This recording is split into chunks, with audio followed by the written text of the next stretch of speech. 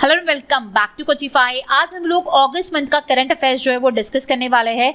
Already इससे पहले मैंने ऑलरेडी एक सेशन आपको प्रोवाइड किया था जिसमें हम लोगों ने अगस्त का बैंकिंग अवेयरनेस डिस्कस किया था। ये हमारा पार्ट 2 है जिसमें हम लोग सिर्फ और सिर्फ करंट अफेयर्स को देखने वाले हैं।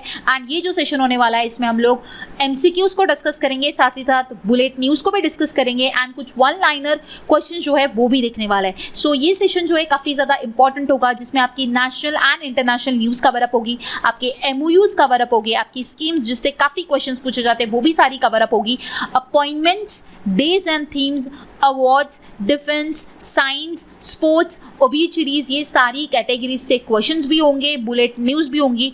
ऑल इन ऑल एक ये बहुत कंप्लीट सेशन होने वाला है जिसमें आपका अगस्त मंथ कंप्लीट प्रिपेयर हो जाएगा। Session start to end complete देखना है, कहीं पे भी स्किप नहीं करना है अगर आप एक कंप्लीट मंथ का करंट अफेयर प्रिपेयर करना चाहते हो तो ओके। आप सभी को पता है आपकी एग्जामिनेशन सारी लाइंड अप है। 2 एग्जामिनेशंस आपकी कंप्लीट हो चुकी है, IBPS RRB PO and IBPS RRB clerk. But अभी और भी 5 to 6 एग्जामिनेशन अभी कंटिन्यूसली आने वाली है। जैसे कि आप देख पा रहे होगे IBPS PO आने वाला है, IBPS क्लर्क नेक्स्ट मंथ ही है, SBI PO आने वाला है, देन SBI अपेरेंटाइज की एग्जामिनेशन है, RBI का असिस्टेंट का नोटिफिकेशन भी रिलीज हो चुका है जो कि काफ़ी ज़्यादा इंपॉर्टेंट एग्जामिनेशन है इस साल का। देन IDBI का भी एग्जामिनेशन है और भी बैंकिंग एग्जामिनेशन जो है अभी होने वाली है। सो आप लोगों को क्या करना है, प्रीवियस 6 मंथ का करंट अफेयर्स अच्छी तरीके से करना है। मैंने सारे मंथ के करंट अफेयर्स ऑलरेडी प्रोवाइड किए हैं। नॉट ओनली करंट अफेयर्स, मैंने बैंकिंग अवेयरनेस भी आप लोगों को सारे मंथ का प्रोवाइड किया है। ओके आप लोग ये सेशन सारे देख सकते हो। आप लोगों को जैसे कि मैंने कहा प्रीवियस 6 मंथ का थरली करंट अफेयर्स प्रिपेयर कीजिए। अच्छी तरीके से प्रिपेयर करोगे तो डेफिनेटली जनरल अवेयरनेस को अटेम्प्ट कर पाओगे। सारे सेशंस की मैंने प्लेलिस्ट बना रखी है, उसको सारी फॉलो करना है and current affairs banking awareness दोनों पढ़ना है। और आपकी अगर कोई पर्टिकुलर स्पेसिफिक रिक्वायरमेंट भी होगी एग्जामिनेशन के लिए तो आप मुझे ज़रूर कमेंट बॉक्स में बताइए, मैं आप लोगों को सेशंस प्रोवाइड करूंगी। स्टैटिक बैंकिंग के जो 2 सेशंस मैंने आपको दिए वो भी आपको एग्जामिनेशन से पहले देखना है, काफ़ी ज़्यादा इंपॉर्टेंट सेशंस है। ओके एंड अगर आप लोगों ने सेशन देख लिया, अगर आपको ई बुक चाहिए तो ई बुक आपको कोचिफाई के एप्लीकेशन पे मिल जाएगा। प्ले स्टोर पे जाना है, कोचिफाई के एप्लीकेशन को डाउनलोड करना है एंड स्टडी मटेरियल के सेक्शन में ई बुक जो है वो अपलोडेड है। जो भी सेशंस मैं आपको देती हूँ करंट अफेयर्स के, बैंकिंग अवेयरनेस के, उनकी सबकी ई बुक्स मैं वहाँ पे प्रोवाइड करती हूँ, तो वो ई बुक्स को ज्वाइन करना है for your revision. Okay so ये था ऑल अबाउट जनरल अवेयरनेस। अगर आप लोग चाहते हो कि जनरल अवेयरनेस के अलावा मैथमेटिक्स, रीजनिंग और इंग्लिश भी प्रिपेयर करना चाहते हो तो मैंने आप लोगों के लिए कॉम्प्रिहेंसिव कोर्स भी प्रोवाइड किया है जो कि बहुत मिनिमलिस्टिक प्राइस में मैंने आप लोगों को प्रोवाइड किया है। इस कोर्स को अगर आप ज्वाइन करते हो, अगर आप एक न्यू कमर हो और आपको सारे सब्जेक्ट्स को साथ में पढ़ना है और सारे सब्जेक्ट की अवेयरनेस अगर आपको लेनी है एंड आपको एक कंप्लीट प्रिपरेशन करना है और इसी साल सिलेक्शन लेना है तो इस कोर्स को ज़रूर ज्वाइन कीजिएगा। ये कोर्स आपको काफ़ी फ़ायदेमंद रहेगा। आपको ऑल इन ऑल हम लोग कंप्लीट जो आपका एग्जामिनेशन होता है बैंकिंग का, उसका कंप्लीट जो डेटा है हम लोग प्रोवाइड कर रहे हैं। मतलब आपका मैथमेटिक्स भी दे रहे हैं, आपको रीजनिंग भी दे रहे हैं, इंग्लिश भी दे रहे हैं, जनरल अवेयरनेस तो मैं आपको प्रोवाइड करती हूँ। एंड अगर आप RBI एंड RRB जैसे एग्जामिनेशन अगर आपने दी होगी तो कंप्यूटर भी आपको पूछा जाता है तो कंप्यूटर भी प्रोवाइड किया जा रहा है। तो एक प्लेटफॉर्म पे आपको सारी चीज़ें प्रोवाइड की जा रही है। सो आपको एक प्लेटफॉर्म को यूज़ करना है एंड आपका कंप्लीट प्रिपरेशन करना है for your upcoming examination. Okay so इस कोर्स को आपको ज्वाइन करना है। अगेन आपको कोचिफाई के एप्लीकेशन से इस कोर्स को ज्वाइन करना रहेगा। अगर आप इस कोर्स को ज्वाइन करते हो तो आपका डेफिनेटली बहुत अच्छा प्रिपरेशन होने वाला है। सो आज ही इसे ज्वाइन कीजिए और अपना प्रिपरेशन जो है स्टार्ट कीजिए। ओके अभी हम लोग स्टार्ट करते हैं हमारे आज के सेशन को। एक और बार एक ही चीज़ कहना चाहूँगी, सेशन को कहीं पे भी स्किप मत कीजिएगा। एंड तक के सेशन काफ़ी ज़्यादा इंपॉर्टेंट है। अगर आप एक अच्छी तरीके से पूरा मंथ प्रिपेयर करना चाहते हो तो पूरा सेशन स्टार्ट टू एंड देखिए। ओके सो देखते हैं आज का हमारा वेरी फर्स्ट क्वेश्चन। सो आज का हमारा सबसे पहला क्वेश्चन है, chief minister Yogi Adityanath has approve the establishment of how many Atal residential school across the states divisions.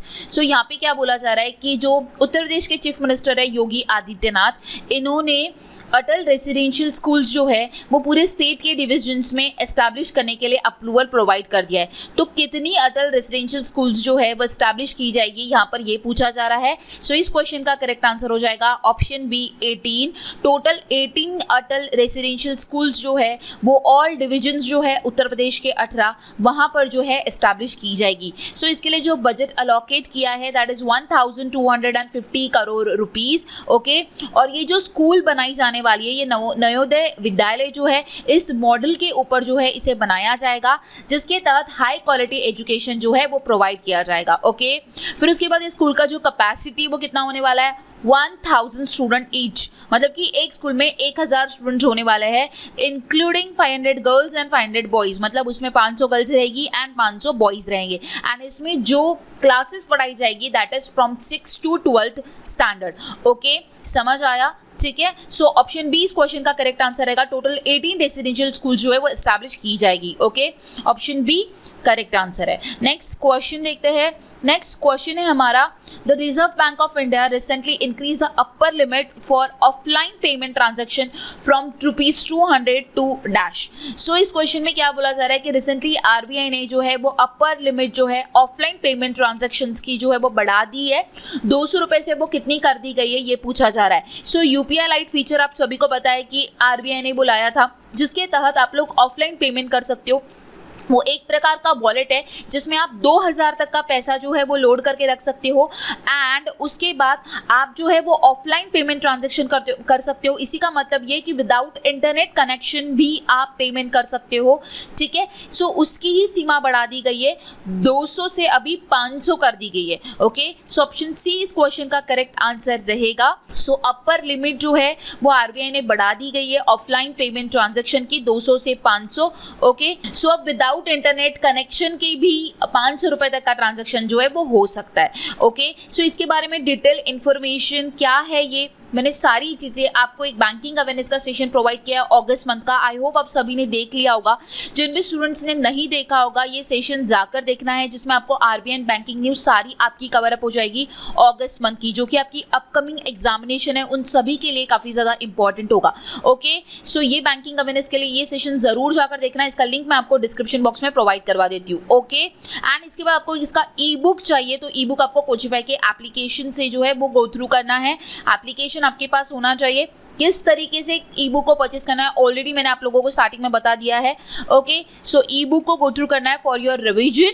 अगर आपको सेशन देखना है तो आपको लिंक मिल जाएगा डिस्क्रिप्शन बॉक्स में, उसमें जाकर ये सेशन जरूर देखना है, बिकॉज आपकी अपकमिंग जो भी एग्जामिनेशन है उसमें प्रीवियस 6th मंथ का करंट अफेयर्स बैंकिंग अवेयरनेस पढ़ना काफी ज्यादा इंपॉर्टेंट है। तो अगस्त ये मंथ उसमें आने वाला है, तो आपको ये मंथ का स्किप नहीं करना है। ओके, जिसमें कंप्लीट बैंकिंग अवेयरनेस आपका प्रिपेयर हो जाएगा। ओके, सो अभी हम लोग बढ़ते हैं आगे एंड देखते हैं हमारा next question. Chakwa rice referred to as a magic rice has recently been granted the geographical indication tag. Which state does this rice belongs to? यहाँ पे क्या बोला जा रहा है, चोकोआ राइस जो है जिसे मैजिक राइस के रूप में जो है जाना जाता है। ओके, सो रिसेंटली उसे जीआई टैग दिया गया, तो ये कौन से स्टेट से बिलोंग करता है ये आपको बताना है। आंसर हो जाएगा ऑप्शन ए आसाम। आसाम से बिलोंग करता है चोकोआ राइस, जिसे रिसेंटली जो है जीआई टैग जो है वो दिया गया। ओके, इसे मैजिक राइस के रूप में भी जाना जाता है। ओके, सो ऑप्शन ए इस क्वेश्चन का करेक्ट आंसर रहेगा। उसके बाद जो की पॉइंट्स है इसमें मैंने काफ़ी सारे जीआई टैग्स को कवर अप किया रिसेंटली, और भी कुछ ऐसे प्रोडक्ट्स हैं जिन्हें जीआई टैग दिया गया, तो वो हम लोग सारे डिस्कस कर लेते हैं। देखिए, सबसे पहले बात की जाए तो 7 प्रोडक्ट्स को रिसेंटली डिफरेंट रीजन्स के प्रोडक्ट को जो है जीआई टैग्स दिया गया, जिसमें से 4 ट्रेडिशनल क्राफ्ट जो है वो राजस्थान से बिलोंग करते हैं। ओके, सो देखिए 7 प्रोडक्ट आप लोगों के सामने हैं। सबसे पहला है जालेसर धातु शिल्प। ये जो है ये उत्तर प्रदेश से बिलोंग करता है, उत्तर प्रदेश की इटाह डिस्ट्रिक्ट से। ओके, एक प्रकार का मेटल क्राफ्ट है जिसे जीआई टैग दिया गया है। Okay, then Goa Mankurad mango, also referred to as a Goa Mankurad or Goa Alfonso, is a delightful mango variety grown in Goa. So Goa का जो mango है उसको भी GI tag दिया गया है।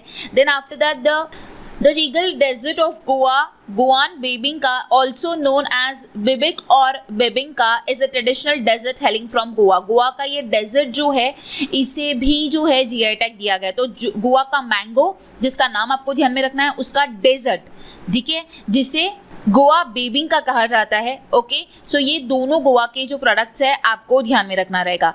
देन बात करते हैं राजस्थान की। बचे हुए 4 जो है वो राजस्थान के जिसे रिसेंटली जीआई टैग दिया गया। फर्स्ट वन इज उदयपुर का कोफ्तागिरी मेटल क्राफ्ट, इसे दिया गया। देन बीकानेर की काशीदारी क्राफ्ट, इसे जीआई टैग दिया गया। जोधपुर का जो बंधेज क्राफ्ट होता है उसे भी जीआई टैग दिया गया। एंड बीकानेर का जो उस्तकला क्राफ्ट है इसे भी जो है जीआई टैग दिया गया है। ओके, सो ये 4 राजस्थान से बिलोंग करते हैं। उदयपुर का कोफ्तागिरी, बीकानेर से काशीदारी क्राफ्ट, जोधपुर का बंधेज क्राफ्ट, बीकानेर की उस्तकला। सो ये 4 बिलोंग करते हैं राजस्थान से। एंड बचे हुए जो 3 जैसे मैंने बताया, एक उत्तर प्रदेश का है एंड 2 गोवा के।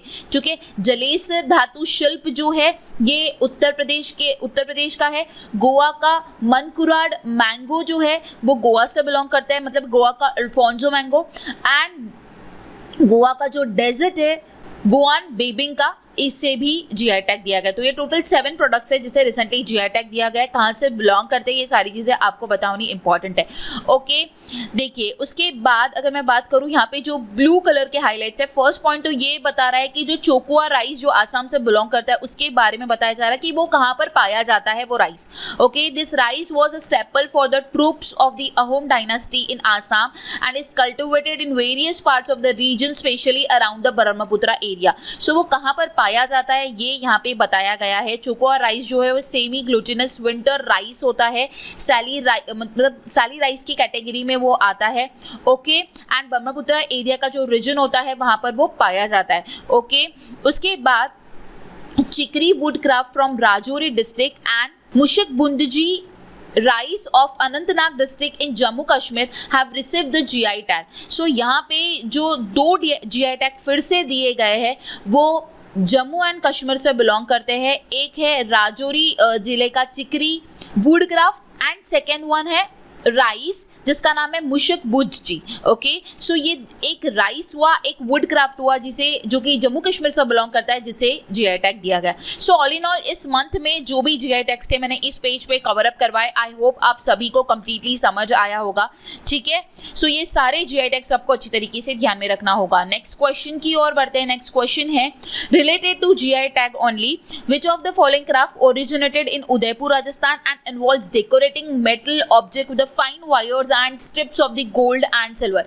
देखिए अभी आपने जीआई टैग पढ़ा, नॉट नेसेसरी आपको क्वेश्चन जो है वो डायरेक्ट जैसे मैंने चोकोआ राइस का बताया था वो पूछा जाएगा कौन से स्टेट से बिलोंग करता है। जरूरी नहीं ऐसा पूछा जाएगा, आपको इस तरीके के क्वेश्चन भी पूछा जा सकता है कि ऐसा इनमें से ऐसा कौन सा क्राफ्ट है जो कि उदयपुर राजस्थान से बिलोंग करता है जिसमें मेटल ऑब्जेक्ट को डेकोरेटिंग तरीके से इस्तेमाल किया जाता है, जिसमें गोल्ड एंड सिल्वर की स्ट्रिप्स को यूज किया जाता है। सो वो ऐसा कौन सा क्राफ्ट है ये आपको बताना है। That is Udaipur Koftgari metal craft. आप देख पा रहे होगे ये भाला है, इसके ऊपर जो है वो मेटल का जो है वो क्राफ्ट किया गया हुआ है, उससे ही कहा जाता है कोफ्तागिरी मेटल क्राफ्ट, जो कि ऑप्शन सी में अवेलेबल है। ऑप्शन सी इस क्वेश्चन का करेक्ट आंसर रहेगा। समझ आया, ठीक है।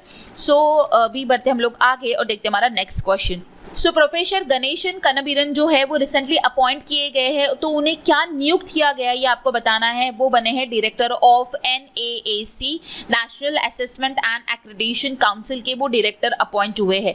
ओके, सो ऑप्शन ए इस क्वेश्चन का करेक्ट आंसर रहेगा। ओके, सो नेक्स्ट क्वेश्चन है हमारा, what is the primary objective of the corporate debt market development fund. So यहाँ पर क्या बोला जा रहा है कि corporate debt market development fund का प्राइमरी ऑब्जेक्टिव क्या है। ओके, सो ये जो CDM-DF है इसे इस साल के यूनियन बजट में जो है अनाउंस किया गया था एंड रिसेंटली सेबी ने जो है इसे इंट्रोड्यूस किया है इसके एस्टैब्लिशमेंट के लिए। ओके, सो इसे सेबी द्वारा ही रेगुलेट किया जाएगा। अभी आपको इस क्वेश्चन में ये बोला जा रहा है कि इसका प्राइमरी ऑब्जेक्टिव क्या है, ये क्या करेगा, इसका उद्देश्य क्या है, ये पूछा जा रहा है।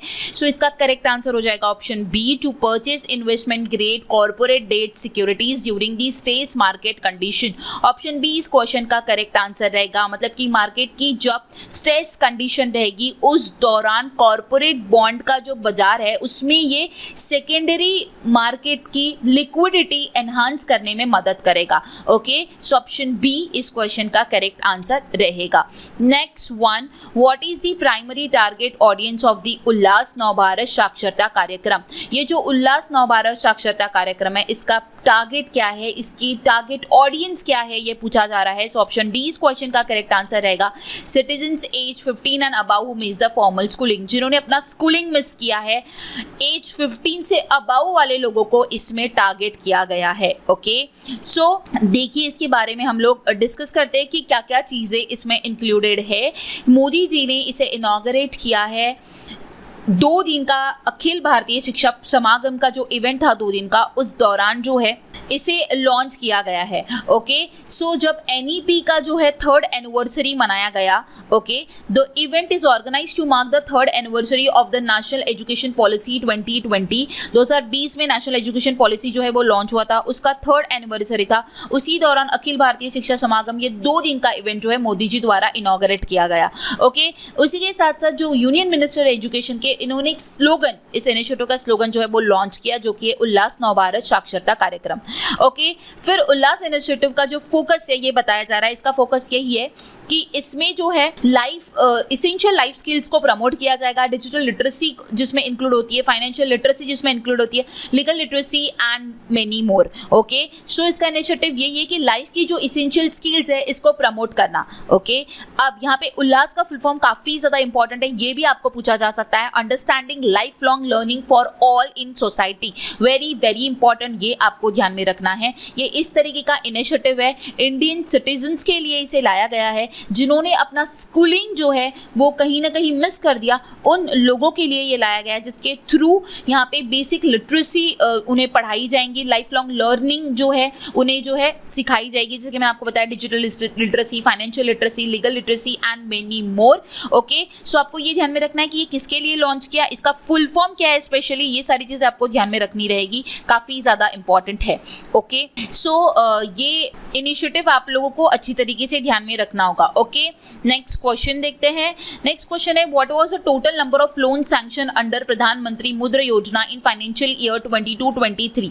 यहाँ पे क्या बोला जा रहा है कि फाइनेंशियल ईयर 2022-23 में प्रधानमंत्री मुद्रा योजना के अंडर में कितने लोन को सैंक्शन किया गया।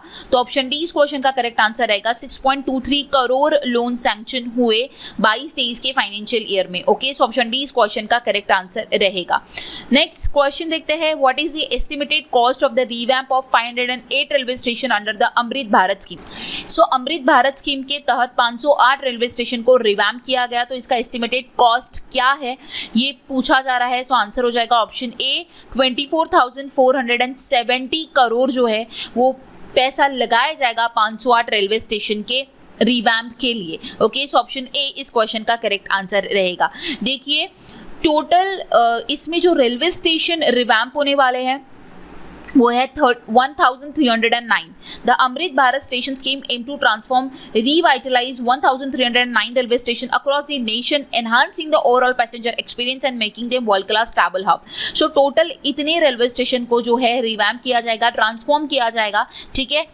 बट उसमें से 508 रेलवे स्टेशन का वर्क जो है वो ऑलरेडी स्टार्ट हो चुका है, जिसके लिए जो कॉस्टिंग बताई जा रही है दैट इज 24,470 करोड़। ओके, अब ये 500 स्टेशन जो है, 508 स्टेशन, ये कौन से स्टेट्स में जो है फैले हुए, ये पूछा मतलब ये अगर आपको पूछा गया तो ये इसमें कौन सी स्टेट्स कवर अप होती है। तो टोटल 27 स्टेट्स एंड यूटीज को इसमें इंक्लूड किया गया, मतलब उत्तर प्रदेश के 55 स्टेशन हुए, ठीक है। 55 each in Uttar Pradesh and Rajasthan, 49 in Bihar, 44 in Maharashtra, 37 in West Bengal, 34 in Madhya Pradesh, 32 in Assam, 25 in Orissa, 22 in Punjab, 21 each in Gujarat and Telangana, 20 in Jharkhand, 18 each in Andhra Pradesh and Tamil Nadu, 15 in Haryana and 13 in Karnataka. ऐसे टोटल 508 रेलवे स्टेशन को इनिशियल फेज में जो है रिवैम्प करना स्टार्ट कर दिया गया है। ओके, एंड उसमें जो छत्रपति शिवाजी महाराज टर्मिनस जो कि महाराष्ट्र महाराष्ट्र का मुंबई का जो हमारा रेलवे स्टेशन है, ठीक है, उसके लिए सबसे ज़्यादा अलोकेशन लगाया गया है विच इज़ 1813 करोड़ रुपीज़, ठीक है, ये सबसे ज़्यादा अमाउंट इसके ऊपर लगाया गया है। इसके बाद अगर मैं कहूँ तो गुजरात का जो सूरत का स्टेशन है उसके लिए 980 करोड़ रुपीज़ लगाया गया है। उसके बाद चेन्नई का जो स्टेशन है उसके लिए 842 करोड़ रुपीज़ जो है वो लगाया गया है। ओके, सो सबसे ज़्यादा महाराष्ट्र का जो CST है उसे लगाया जाने वाला है, ठीक है। सो ये आपको ध्यान में रखना है। ये 508 रेलवे स्टेशन जो इनिशियली स्टार्ट किए गए उसके लिए ये अमाउंट लगाई जा रही है। कौन से स्टेट से कितने कवर अप हो रहा है मैंने वो भी आप लोगों को बता दिया है, एंड टोटल कितने ट्रांसफॉर्म होने वाले वो भी आपको ध्यान में रखना है। ओके, नेक्स्ट क्वेश्चन देखते हैं। नेक्स्ट क्वेश्चन है, under the Godhan Nyay Yojana what is the primary resource procured at the rate of ₹2 per kg within the state कॉटन्स। यहाँ पे क्या बोला जा रहा है, गोधन न्याय योजना के तहत इनमें से कौन सा प्राइमरी रिसोर्स है जो कि ₹2 प्रति kg जो है वो स्टेट के कॉटन्स में बेचा जाएगा, that is cow dung. Option B इस क्वेश्चन का करेक्ट आंसर रहेगा। सो ये कौन सी स्टेट की योजना है, सबसे पहले ये ध्यान में रखना है, क्योंकि उस स्टेट में जो है वहाँ के जो गाय की गोठा है वहाँ पर ₹2 प्रति kg काउडंग बेचा जाएगा, तो वो है छत्तीसगढ़। ये भी आपको ध्यान में रखना रहेगा, काफी ज्यादा इंपॉर्टेंट है। ओके, सो गोधन न्याय योजना बिलोंग टू छत्तीसगढ़ स्टेट, जहां पर ₹2 प्रति kg जो है काउडंग जो है वो बेचा जाएगा। ओके, सो ऑप्शन बी इस क्वेश्चन का करेक्ट आंसर रहेगा।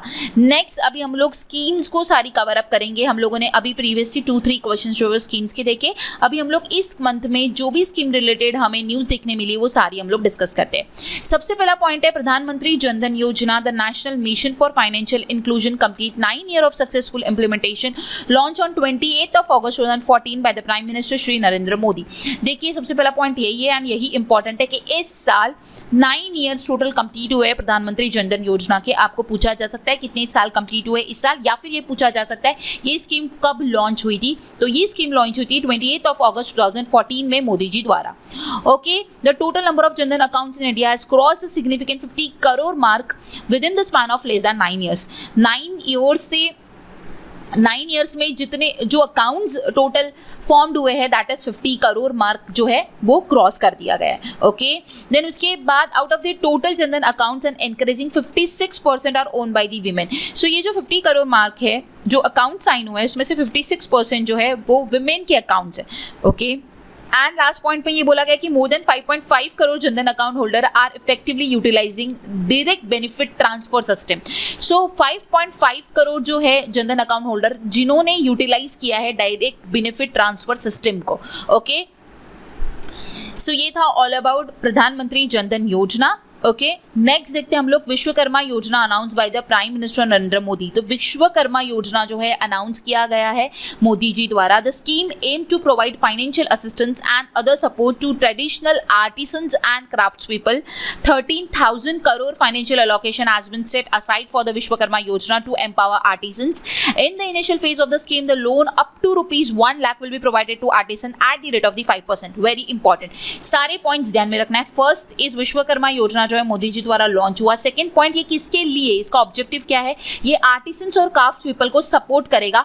थर्ड पॉइंट ये इसके लिए फाइनेंशियल अलोकेशन जो है वो 13,000 करोड़ रुपीस का अलोकेट किया गया है to empower the artisans. Fourth point important ये है कि कितना अमाउंट का लोन कितने इंटरेस्ट पे उन्हें प्रोवाइड किया जाएगा। सो इनिशियल फेज में 1 लाख तक का लोन उन्हें प्रोवाइड किया जाएगा with the interest rate of 5%। Okay, सारे पॉइंट्स इंपॉर्टेंट थे चारों के चारों जो कि आपको अच्छी तरीके से ध्यान में रखना है।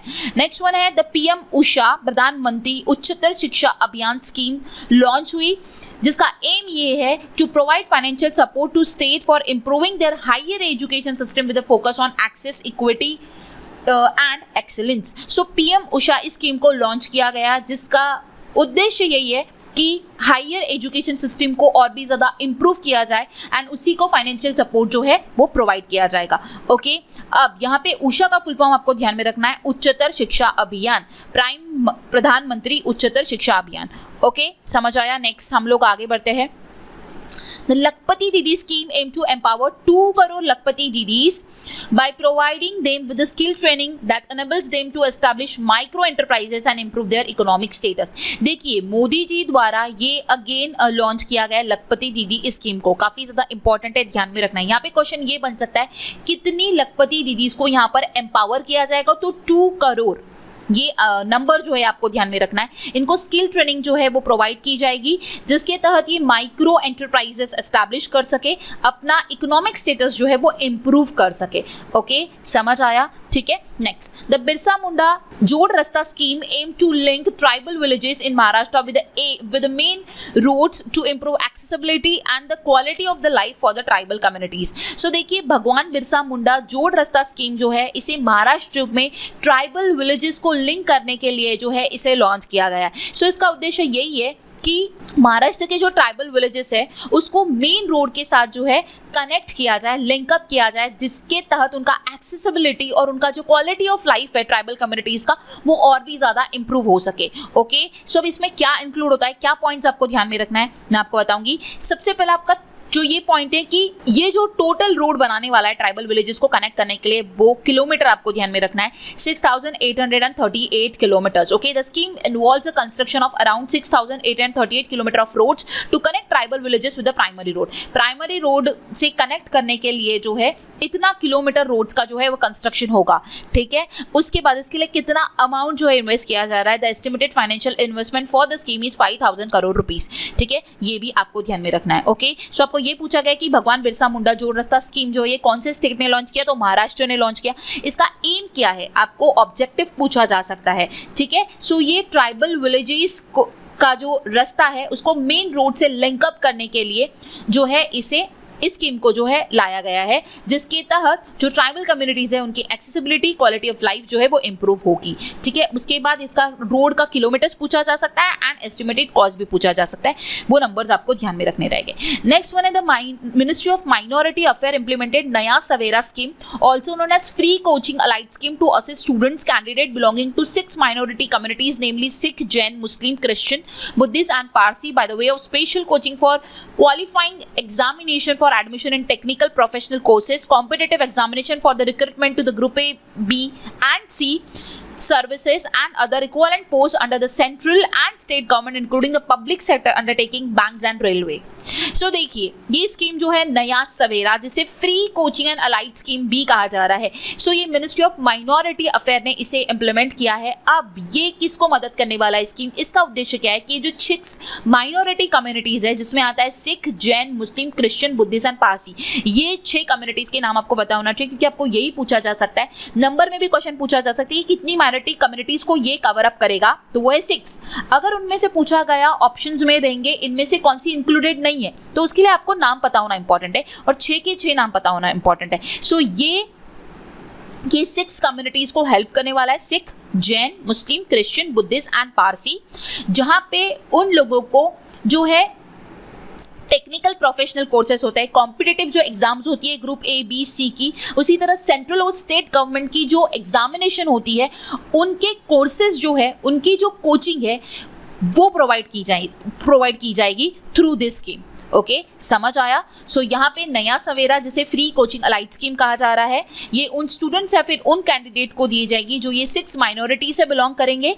ठीक है, एंड कम्युनिटी से बिलोंग करेंगे, उन्हें ये स्कीम प्रोवाइड की जाएंगी। उसी के साथ साथ कौन सी एग्जामिनेशन कवर अप हो रही है ये मैंने आपको ऑलरेडी बता दिया। टेक्निकल प्रोफेशनल कोर्सेज की जो भी क्वालिफाइंग एग्जामिनेशन होती है, ग्रुप A, B, C की जो भी कॉम्पिटिटिव रिक्रूटमेंट के लिए जो भी एग्जामिनेशन होती है, सेंट्रल गवर्नमेंट की, स्टेट गवर्नमेंट की जो एग्जामिनेशन होती है, उन पे क्वालिफाई करने के लिए उनको स्पेशल कोचिंग जो है प्रोवाइड की जाएगी through this scheme. I hope आपको समझ आया होगा। Okay, the scheme was implemented across the country through empanel project implementing access agency. So ये जो स्कीम जो है ये इम्प्लीमेंट की जाएगी प्रोजेक्ट इम्प्लीमेंटेशन एजेंसी द्वारा।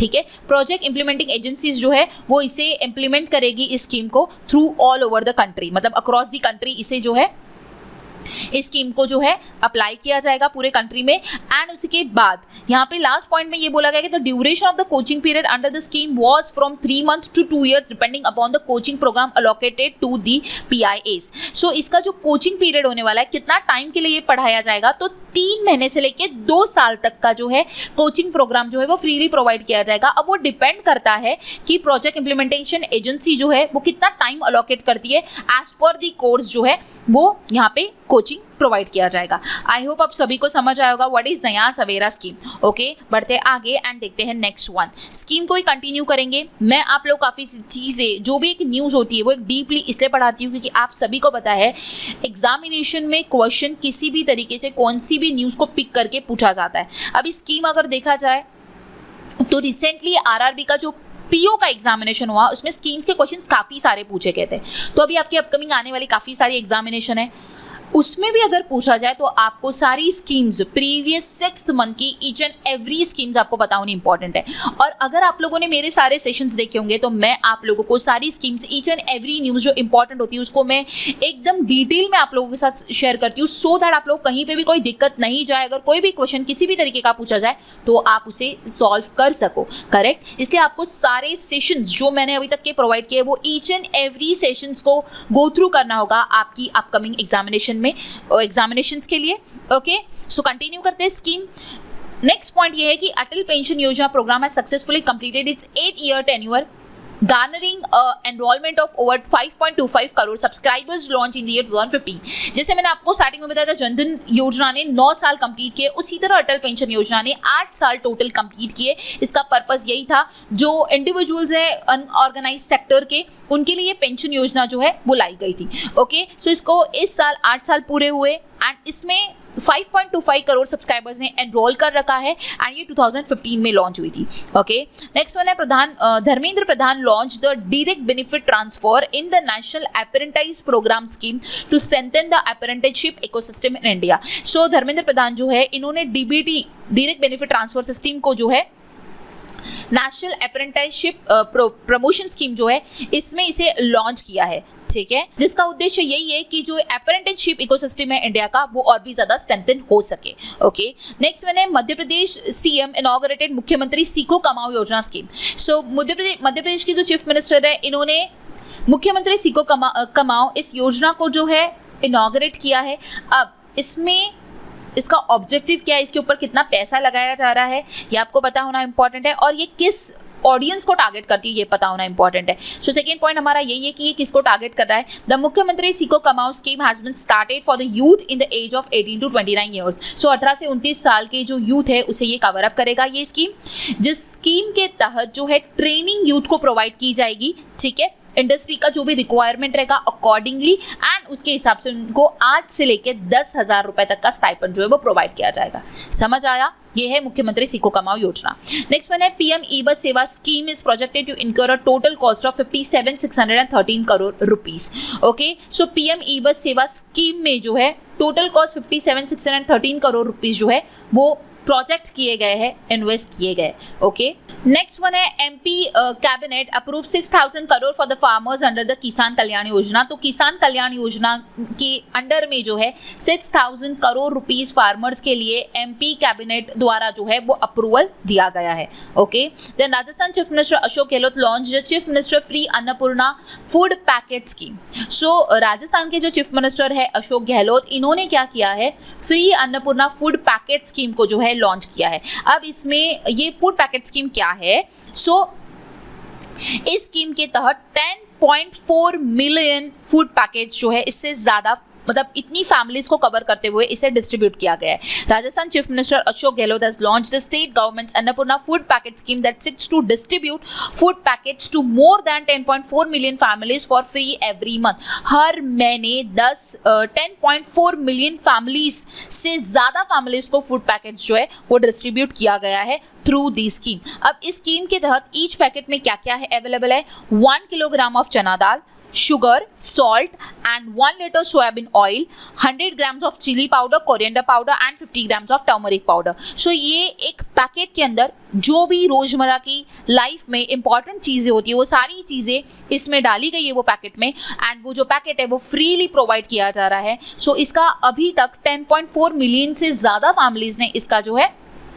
इसका डिस्ट्रीब्यूट किया गया एंड उनको इसका जो है फ्री में हर मंथ जो है ये प्रोवाइड किया जाने वाला है। ओके, सो ये है free Annapurna food packet scheme. तो आपको यहाँ पे ये पॉइंट भी ध्यान में रखना है कि जिसके अंडर में मतलब कि उस पैकेट में क्या क्या चीजें कवर अप हो रही है। ओके, नेक्स्ट क्वेश्चन है, गोवा गवर्नमेंट लॉन्च ग्रामीण मित्र स्कीम। गोवा की गवर्नमेंट ने ग्रामीण मित्र स्कीम को लॉन्च किया। इसका एम क्या है? To provide door step delivery of government services across the state and promote digital empowerment in the rural areas. So इस स्कीम का उद्देश्य यही है कि जो गवर्नमेंट सर्विसेज होती है उसकी डोर स्टेप डिलीवरी जो है वो प्रोवाइड की जाए पूरे स्टेट में, एंड डिजिटल एम्पावरमेंट को रूरल एरियाज में जो है और भी ज्यादा प्रमोट किया जाए। ओके, देन उसके बाद in addition to the increase in the financial aid, MPCM announce 35% reservation the government job for the women under the Ladli Behna scheme. So Ladli Behna scheme launch हुआ था, आप सभी को पता है, ये मध्य प्रदेश का स्कीम है। सो इसमें कुछ एडिशनल जो है फाइनेंशियल असिस्टेंस जो है वो प्रोवाइड किया जा रहा है, जिसके तहत 35% रिजर्वेशन गवर्नमेंट जॉब के लिए जो है अनाउंस किया गया है। तो प्रीवियसली वो जो था वो 30% था, अब वो इंक्रीज कर दिया गया है। 35% रिजर्वेशन जो है गवर्नमेंट जॉब्स में जो है वो प्रोवाइड किया जाने वाला है, ऐसा रिसेंटली अनाउंस किया गया है। तो ये जो चेंज हुआ वो मैंने आप लोगों को बताया। ओके, लाडली बहना स्कीम में जो मंथली अलाउंस है वो 1000 रुपीज दिया जाता था, वो भी इंक्रीज कर दिया गया है, वो 1250 कर दिया गया है। ये एक एडिशनल पॉइंट आपको ध्यान में रखना है, ठीक है। इस स्कीम का उद्देश्य यही था कि विमेन और गर्ल्स जो है रूरल और अर्बन एरियाज की, इनको फाइनेंशियल असिस्टेंस प्रोवाइड किया जाए। ओके, सो इसमें 1000 रुपए दिए जाते थे मंथली, उसका अमाउंट भी बढ़ा दिया गया है 1250 रुपीज, एंड गवर्नमेंट जॉब के रिजर्वेशन के लिए 35% अभी कर दिया गया है। ये भी एक पॉइंट आपको ध्यान में रखना है, इंपॉर्टेंट वन है। लास्ट वन स्कीम है अबुआ आवास योजना, जो कि झारखंड के CM द्वारा इसे लॉन्च किया गया है, हेमंत सोरेन द्वारा इसे लॉन्च किया गया है। इस स्कीम का उद्देश्य ये है कि the state government will provide housing to the needy people from its own fund by spending more than 15 crore in the next 2 years। आने वाले 2 साल में 15,000 करोड़ रुपीस वो स्पेंड कर रही है, और वो जो नीडी पीपल है उस स्टेट के, उनको वो घर बना के देने वाली है। ओके, सो 3 रूम का मकान जो है वो under this scheme poor, deprived, labourers, farmers, tribal, backward and Dalit जो होते हैं उनको वो बनाकर देने वाला है। ओके, तो जिसके लिए अमाउंट जो इन्वेस्ट किया जा रहा है 15,000 करोड़ रुपीस। यहाँ पे हमारे स्कीम्स के क्वेश्चंस मतलब की न्यूज और क्वेश्चंस कवर अप होते हैं। आई होप आप सभी ने एक सेशन को कंटिन्यूसली देखा होगा, ईच एंड एवरी पॉइंट को अच्छी तरीके से सुना होगा, एंड सारे पॉइंट्स को अपने माइंड में कैप्चर भी किया होगा, because each and every point, each and every scheme आप लोगों के लिए इंपॉर्टेंट वन है। ओके, नेक्स्ट कंटिन्यू करते हैं क्वेश्चंस को। सो नेक्स्ट क्वेश्चन है, out of the 8 core sector contributing to the index of industrial production which one hold the highest weightage. यहाँ पे क्या बोला जा रहा है कि 8 कोर सेक्टर्स जो है उनमें से ऐसा कौन सा ऐसा सेक्टर है जिसने हाईएस्ट वेटेज जो है वो पाया है in the index of the industrial production, that is refinery product. Option C इस क्वेश्चन का करेक्ट आंसर रहेगा। IIP का फुल फॉर्म ध्यान में रखना है, index of industrial production. So इसमें सबसे ज्यादा अधिक महत्व रखने वाला 8 कोर क्षेत्रों में से कौन सा क्षेत्र है? रिफाइनरी प्रोडक्ट है। ओके, सो ऑप्शन सी इस क्वेश्चन का करेक्ट आंसर रहेगा। नेक्स्ट वन देखते हैं, what was the percentage growth of the digital payment in India during the financial year 23 according to the RBI DPI index. So यहाँ पे क्या बोला जा रहा है कि परसेंटेज ग्रोथ क्या है डिजिटल पेमेंट का 2023 के फाइनेंशियल ईयर में, और ये जो रिलीज किया ये किसने किया है, ये किसके अकॉर्डिंगली बताया जा रहा है? RBI DPI इंडेक्स के द्वारा इसे बताया जा रहा है। सो ऑप्शन ए इस क्वेश्चन का करेक्ट आंसर रहेगा 13.24%। समझ आया? सो RBI reserve bank of India digital payment index ने शो किया है 13.24 का डिजिटल पेमेंट का growth in the year 23। Okay, so option A इस क्वेश्चन का करेक्ट आंसर रहेगा। ओके, ये जो RBI DPI इंडेक्स होता है, reserve bank of India digital payment index, ये पब्लिश किया जाता है semi annually on the base, मतलब with the lag of 4 month. ठीक है, सो इसमें जो डिजिटल पेमेंट का ग्रोथ दिखाया गया जो कि है 13.24%, ये आपको ध्यान में रखना है। Okay, next So next question है, what is a new turnover threshold for companies to mandatorily produce e-invoices for B2B transactions and export under the updated GST rules? देखिए क्वेश्चन काफी ज्यादा इंपॉर्टेंट है, आपको ध्यान में रखना है। सबसे पहले बात यहाँ पे ये पूछा जा रहा है कि जो B2B ट्रांजेक्शन्स होते हैं उसके लिए जो है कुछ न्यू अपडेटेड GST रूल्स में चेंज लाए गए। सो यहाँ पे ये बोला जा रहा है कि जो B2B ट्रांजेक्शन्स होते हैं उसके लिए ई-इनवॉइसेस जो है वो प्रोड्यूस करना है। सो उसके लिए जो न्यू टर्नओवर थ्रेशोल्ड लिमिट जो कंपनीज के लिए सेट कर दी गई है वो क्या सेट कर दी गई है ये आपको पूछा जा रहा है, that is 5 crore rupees. Option A इस क्वेश्चन का करेक्ट आंसर रहेगा। अब आपको यहाँ पे ये भी पूछा जा सकता है कि प्रीवियसली ये क्या होती थी ये लिमिट, तो प्रीवियसली 10 करोड़ के ऊपर जो B2B ट्रांजेक्शन्स होते थे फिर जनरेट करना होता था इलेक्ट्रॉनिक इनवॉइस, बट अब जो न्यू अपडेटेड GST रूल है उसमें जो चेंज लाया गया है कि अब कंपनीज को 5 करोड़ के अगर ऊपर ट्रांजेक्शन्स होते हैं B2B ट्रांजेक्शन तो इलेक्ट्रॉनिक इनवॉइस जो है वो प्रोड्यूस करना रहेगा। सो ऑप्शन ए इस क्वेश्चन का करेक्ट आंसर रहेगा। Okay, next one. What was the total number of income tax return filed for assessment year 23-24 till 31st of July 23? सो यहाँ पे इस क्वेश्चन का करेक्ट आंसर हो जाएगा 6.77 करोड़। तो यहाँ पे आपको सिंपली यही पूछा गया है कि 31 जुलाई 2023 तक total amount of income tax return कितने फाइल हुए, that is 6.77 crore. Option A इस क्वेश्चन का करेक्ट आंसर रहेगा। इस साल जो है हमें वो ग्रोथ देखने मिली है 16.1% as compare to previous year. अगर मैं बात करूँ प्रीवियस असेसमेंट ईयर की मैं बात करूँ तो 16.1% जो है वो ग्रोथ देखने मिली है इस साल। तो टोटल 6.77 करोड़ जो है रिटर्न फाइल हुए इस साल। ओके, नेक्स्ट क्वेश्चन है what is the name of the scholarship entrance examination launch by the national testing agency. इस क्वेश्चन में ये बोला जा रहा है कि एनटीए द्वारा, नेशनल टेस्टिंग एजेंसी द्वारा स्कॉलरशिप एंट्रेंस एग्जामिनेशन को लॉन्च किया गया है, तो उसका नाम क्या है ये पूछा जा रहा है। तो उसका नाम है पीएम यशस्वी स्कॉलरशिप टेस्ट। ओके, सो एनटीए द्वारा जो है स्कॉलरशिप एंट्रेंस एग्जामिनेशन को लॉन्च किया गया है जिसका नाम है पीएम यशस्वी स्कॉलरशिप टेस्ट। सो इस ये जो टेस्ट है इसकी जो स्कॉलरशिप प्रोवाइड की जाने वाली है उसमें 15,000 स्टूडेंट्स को जो है कवर अप करने का प्लान किया गया है। एंड इनमें जो स्टूडेंट्स कवर अप किए जाएंगे, जो मेरिट स्टूडेंट रहेंगे क्लास 9 to 12 के, उनको कवर अप किया जाएगा। ओके, सो ऑप्शन सी इस क्वेश्चन का करेक्ट आंसर रहेगा। ओके, नेक्स्ट क्वेश्चन देखते हैं। What is the primary objective behind developing the monitoring application for the seamless inspection? So यहाँ पे प्राइमरी ऑब्जेक्टिव पूछा जा रहा है मासी एप्लीकेशन का, जिसका फुल फॉर्म आपको ध्यान में रखना काफी ज्यादा इंपॉर्टेंट है क्योंकि एग्जामिनेशन में पूछा जा सकता है। मासी का फुल फॉर्म है monitoring application for seamless inspection. So इसी का आपको ऑब्जेक्टिव पूछा जा रहा है। आंसर हो जाएगा option B, to generate comprehensive report on the condition of CCIs। CCI का फुल फॉर्म होता है चाइल्ड केयर इंस्टीट्यूशन। सो यहाँ पे ये मासी एप्लीकेशन क्या करने वाला है, इसका ऑब्जेक्टिव क्या है। सो ये मॉनिटर करेगा चाइल्ड केयर इंस्टीट्यूशन को और उसे सिंक्रोनाइज करेगा। वेरियस अथॉरिटीज जो रहेगी वो इस प्रोसेस में, इस इंस्पेक्शन प्रोसेस में जो है वो इन्वॉल्व रहेगी। ओके, सो वेरियस अथॉरिटीज कौन सी है वो मैंने ऑलरेडी बताया, state inspection committee, then CWCs, JJBs। Okay, ये सारी अथॉरिटीज इनमें इन्वॉल्व रहेगी इंस्पेक्शन की प्रोसेस में, जो कि क्या करने वाले हैं, जो चाइल्ड केयर इंस्टीट्यूशंस रहेंगे उनको मॉनिटर करेंगे, उनको सिंक्रोनाइज करेंगे। ओके, और इस मासी एप्लीकेशन को किसके द्वारा डेवलप किया, अगर ये पूछा गया तो आंसर रहेगा national commission for protection of child right.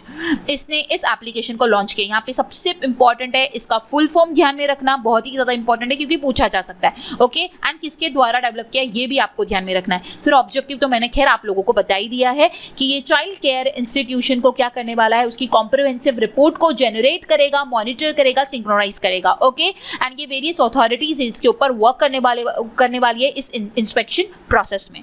Okay, next question. Which agency downgraded the US credit rating from AAA to AA+?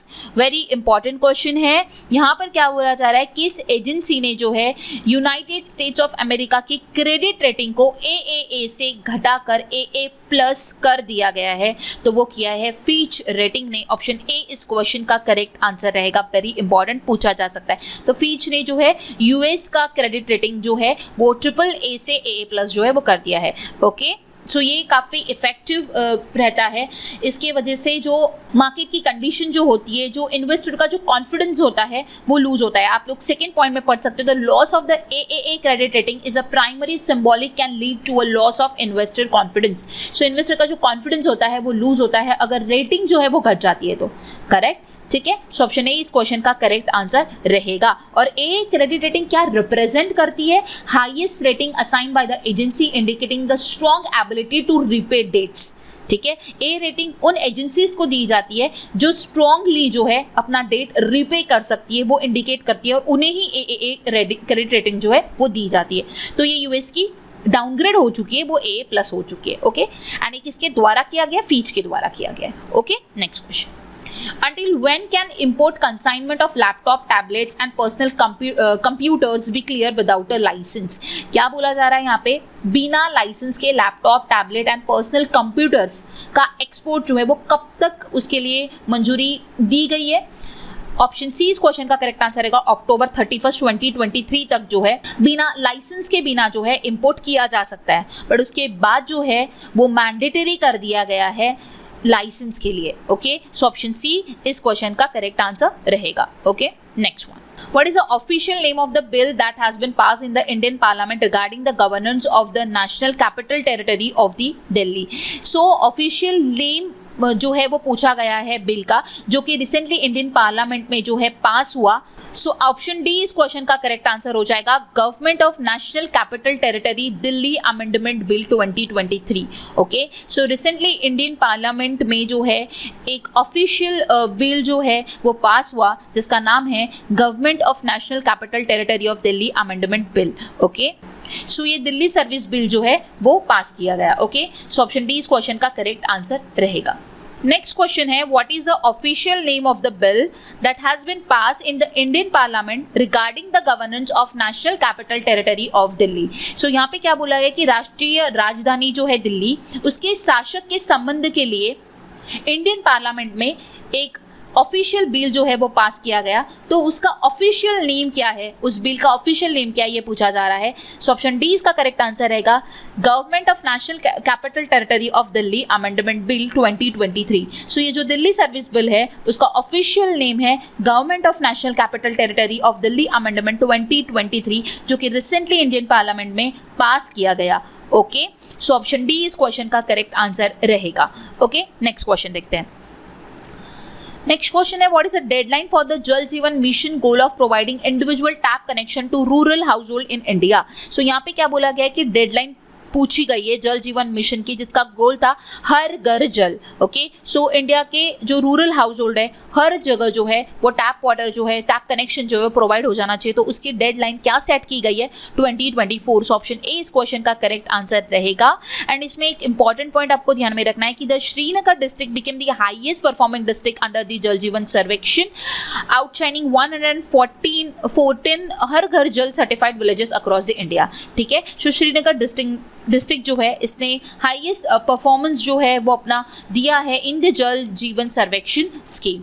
Okay, so option A इस क्वेश्चन का करेक्ट आंसर रहेगा. इसका जो डेडलाइन सेट किया गया है कि हर घर जल जो है वो 2024 तक जो है वो हो जाना चाहिए. सो ऑप्शन ए इस क्वेश्चन का करेक्ट आंसर रहेगा. Okay, next one. Next question है, which entity was replace by the standing committee on statistics in India. यहाँ पे क्या बोला जा रहा है, कौन सी एंटिटी रिप्लेस करेगी स्टैंडिंग कमिटी ऑन स्टैटिस्टिक्स को इंडिया में. सो वो है standing committee of economic statistics. तो ऑप्शन ई इस क्वेश्चन का करेक्ट आंसर रहेगा. ओके, एंड प्रणब सिंह जो है वो इस न्यूली फॉर्म कमिटी के चेयरमैन जो है वो होने वाले. ये इंडिया के फर्स्ट चीफ स्टैटिस्टिशियन है एंड फॉर्मर चेयरमैन रह चुके हैं नेशनल स्टैटिस्टिकल कमीशन के. इन्हीं को न्यूली फॉर्म कमिटी के चेयरमैन जो है बनाया गया है. ओके, सो ऑप्शन ई इस क्वेश्चन का करेक्ट आंसर रहेगा. नेक्स्ट क्वेश्चन देखते हैं, who are the co-host of the first WHO traditional medicine global summit. यहाँ पे क्या बोला गया कि पहली जो WHO की मेडिसिन ग्लोबल समिट जो है वो होने वाली है. सो इसे किसके द्वारा को-होस्ट किया जाएगा ये पूछा जा रहा है. तो आंसर हो जाएगा इसका option A, WHO and government of India. मतलब WHO के साथ साथ गवर्नमेंट ऑफ इंडिया जो है वो को-होस्ट होने वाली है इस फर्स्ट WHO की ट्रेडिशनल ग्लोबल मेडिसिन समिट में. ओके, अब ये जो समिट हुई है कब हुई थी, ये अगस्त 17 और 18 को हुई थी. सो इसको होस्ट किया गया WHO and government of India द्वारा. ओके, नेक्स्ट क्वेश्चन है, where is the Likaru Mingla Fukche road project being constructed. So ये जो प्रोजेक्ट है, रोड प्रोजेक्ट, ये कहाँ पे कंस्ट्रक्ट किया जाने वाला है, ये किया जाने वाला है लद्दाख के देमचोक सेक्टर में. सो ऑप्शन ए इस क्वेश्चन का करेक्ट आंसर रहेगा. ये लद्दाख में जो है लिकारू मिंगला फोकचे ये रोड जो है कंस्ट्रक्ट किया जाएगा. ओके, सो ऑप्शन ए इस क्वेश्चन का करेक्ट आंसर रहेगा. ठीक है, the Lingaru Mingla Fukche road project aim to establish the world highest motorable road surpassing the previous record held by the Umingla pass. So Umingla pass ने जो रिकॉर्ड सेट किए थे उसको सरपास करेगा. ये वर्ल्ड का हाईएस्ट मोटरेबल रोड जो है ये एस्टैब्लिश होने वाला है. ओके, कहाँ पर होने वाला है, देमचोक सेक्टर जो है लद्दाख का, वहां पर. सो ऑप्शन ए इस क्वेश्चन का करेक्ट आंसर रहेगा. नेक्स्ट क्वेश्चन है, what is the significant amendment is introduced by the integrated GST bill 2023. So integrated GST amendment bill 2023 द्वारा इनमें से कौन सा अमेंडमेंट जो है वो इंट्रोड्यूस किया गया. सो ऑप्शन डी इस क्वेश्चन का करेक्ट आंसर रहेगा, exclusive of money online money gaming from the definition of online information and data access और retrieval services. So online money gaming को जो है इस को बाहर कर दिया गया है online information, data access and retrieval services से. समझ आया, ऑनलाइन मनी गेमिंग को जो है वो ऑनलाइन सूचना, डेटा एक्सेस एंड ये जो रिट्राइवल सर्विसेज होती है उसकी परिभाषा से इसे अलग कर दिया गया है। ठीक है, सो ऑप्शन डी इस क्वेश्चन का करेक्ट आंसर रहेगा। इस साल का जो बिल था IGST का, इसमें इस अमेंडमेंट को इंट्रोड्यूस कर दिया गया है, ये चेंज जो है ये कर दिया गया है। ओके, सो ऑनलाइन गेमिंग जो है अभी वो उसको बाहर कर दिया गया है। ओके, यहाँ पे हमारे क्वेश्चंस कंप्लीट होते हैं। कुछ वन लाइनर क्वेश्चंस मैं आप लोगों के साथ डिस्कस करूंगी। First one is very important. So हमारा फर्स्ट क्वेश्चन है, which instrument on Chandrayaan 3 Pragyan rover confirm sulphur presence on the surface of the moon. देखिए, फर्स्ट क्वेश्चन में ये बोला गया है कि चंद्रयान 3 का जो प्रज्ञान रोवर का किस उपकरण है जिसने मून की सरफेस के ऊपर जो है सल्फर का प्रेजेंस जो है वो कंफर्म किया है, that is laser induced breakdown spectroscope. Okay, so जैसे कि आप सभी को पता है चंद्रयान 3 हमने मिशन को सक्सेसफुली कंप्लीट किया, करेक्ट। सो उसी के ऊपर ये क्वेश्चन पूछा गया था कि कौन सा इंस्ट्रूमेंट है चंद्रयान 3 के प्रज्ञान रोवर का जिसने सल्फर का प्रेजेंस मून के सतह पर कंफर्म किया, जो कि है laser induced breakdown spectroscope. Okay, इसके अलावा आपको और भी चंद्रयान 3 के बारे में डिटेल में जानना है तो मैंने ऑलरेडी जुलाई के करंट अफेयर्स के वीडियो में आप लोगों को बहुत डिटेल में बताया है, तो आप वो सेशन जाके देख सकते हो, correct. Next question, which country is taking over the B20 presidency from the India. India से B20 का प्रेसिडेंसी जो है कौन से कंट्री ने टेक ओवर किया है, वो है ब्राजील। ओके, अब ब्राजील जो है B20 का प्रेसिडेंसी जो है वो करेगी। ओके, नेक्स्ट वन है, who releases a commemorative 100 rupees coin honouring former Andhra Pradesh chief minister NT Rama Rao. Okay, so answer हो जाएगा द्रौपदी मुर्मू, जो कि हमारी इंडिया की प्रेसिडेंट है। इन्होंने इस कॉइन को जो है रिलीज किया। ठीक है, सो आंध्र प्रदेश के जो पूर्व मुख्यमंत्री है NT रामाराव, उनके सम्मान में इस सिक्के को जो है रिलीज किया गया। ओके, सो आंसर हो जाएगा द्रौपदी मुर्मू द्वारा इसे रिलीज किया गया। नेक्स्ट वन है, what is the title of the book author by the long term cricket administrator Amrit Mathur. So यहाँ पे क्वेश्चन में ये बोला जा रहा है कि उस बुक का टाइटल क्या है जो कि अमृत माथुर द्वारा ऑथर की गई है, उनके द्वारा लिखी गई बुक है, जो कि लॉन्ग टर्म क्रिकेट एडमिनिस्ट्रेटर रह चुके हैं। उस बुक का नाम है pitch side my life in Indian cricket. Okay, next one है, whose debut novel Western Lane has been selected for the 2023 Booker Prize long list। So Booker Prize की 2023 की जो Booker Prize long list है उसके लिए इनमें से किसका डेब्यू नॉवल वेस्टर्न लेन जो है वो सिलेक्ट किया गया, चेतना मारो का वेस्टर्न लेन जो है वो सिलेक्ट किया गया है for the 2023 Booker prize. Okay, next one, अभी क्योंकि हम लोगों ने बुक्स एंड ऑथर की बात की तो कुछ अगस्त मंथ की बुक्स को जो है एक बार देख लेते हैं। सबसे पहले है पोएट डिप्लोमेट अभय के launches his new book monsoon a poem of love and longing. तो ये जो बुक है मॉनसून, ये अभय के द्वारा इसे लॉन्च किया गया है। ओके, एंड वही इसके ऑथर है। नेक्स्ट वन है, IAS officer Ashutosh Agnihotri launches his book कुछ अधूरे शब्द। सो आशुतोष अग्निहोत्री जो है इन्होंने बुक को लॉन्च किया है एंड इन्हीं की ये बुक है कुछ अधूरे शब्द।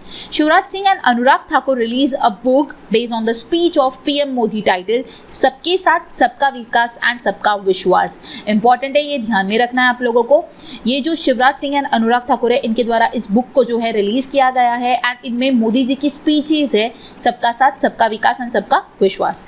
Okay, next one, drunken on love the life vision and the song of Kabir by the Vipul Rathi. So Vipul Rathi द्वारा लिखी गई ये बुक है drunk on love the life vision and songs of Kabir. Okay, so ये कुछ बुक्स थी इंपॉर्टेंट, आप लोगों को ध्यान में रखनी है। कंटिन्यू करते हैं क्वेश्चंस को। नेक्स्ट क्वेश्चन है, which Bollywood actress became the investor and brand ambassador for the Plug, a company involve in the fresh fruit and vegetable business. So Plug ये कंपनी है जो कि fresh fruits and vegetable business से related है। So इसकी brand ambassador जो है कौन सी बॉलीवुड एक्ट्रेस बनी है, ठीक है, वो बनी है Kareena Kapoor Khan. Okay, next one है, what name given to the location where Chandrayaan 3 lander and Chandrayaan 2 touch down on the moon. So देखिए यहाँ पर क्या बोला गया है, चंद्रयान 3 का लैंडर जहाँ पे लैंड किया उस लोकेशन का नाम क्या रखा गया है। ओके, सो आंसर हो जाएगा शिव शक्ति एंड तिरंगा पॉइंट। ओके, ये ध्यान में रखना है, काफ़ी ज़्यादा इंपॉर्टेंट है।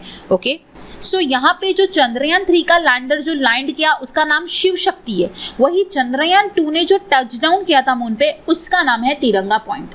ओके, सो चंद्रयान 2 का जो क्रैश लैंडिंग हुआ था उस क्रैश लैंडिंग का नाम रखा गया है तिरंगा पॉइंट, ये आपको ध्यान में रखना है। ओके, सो कंफ्यूज नहीं होना है, क्वेश्चन पूछा जा सकता है कि चंद्रयान 3 का जो लैंडिंग पॉइंट है उसका नाम रखा गया शिव शक्ति, एंड चंद्रयान 2 का जो क्रैश लैंडिंग हुआ था उसका नाम रखा गया तिरंगा point. Okay, next one. To commemorate the remarkable achievement of Chandrayaan 3's landing on the moon, Prime Minister Narendra Modi has been designated dash as the National Space Day in India. मतलब चंद्रयान 3 का जो landing हमने achieve किया उसको ध्यान में रखते हुए मोदी जी ने जो है कौन से डे को नेशनल स्पेस डे जो है वो डेजिग्नेट किया है, ये पूछा जा रहा है। तो वो है अगस्त 23, क्योंकि उसी दिन हमने चंद्रयान 3 पे लैंड किया था। सो अब से नेशनल स्पेस डे जो है वो अगस्त 23 को मनाया जाएगा। ओके, ये इंपॉर्टेंट है, ये भी ध्यान में रखना है।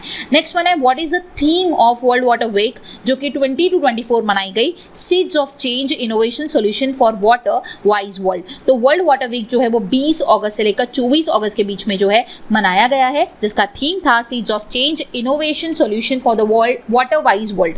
ओके, अभी हम लोगों ने कुछ डेज को डिस्कस किया, तो इंपॉर्टेंट डेज अगस्त के डिस्कस कर लेते हैं। देखिए 1 अगस्त को मनाया जाता है world web day, world wide web day, very important.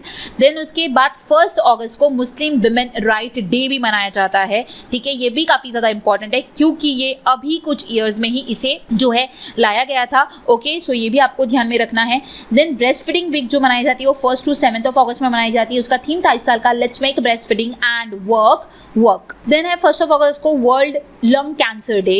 Okay, मैंने जितने भी डेज आपको प्रोवाइड किए वो सारे each and every day important है, तो आपके विद द थीम आपको सारे के सारे ध्यान में रखना है, ईच एंड एवरी इंपॉर्टेंट है। ओके, उसके बाद आता है bureau of civil aviation security organise the aviation security cultural week.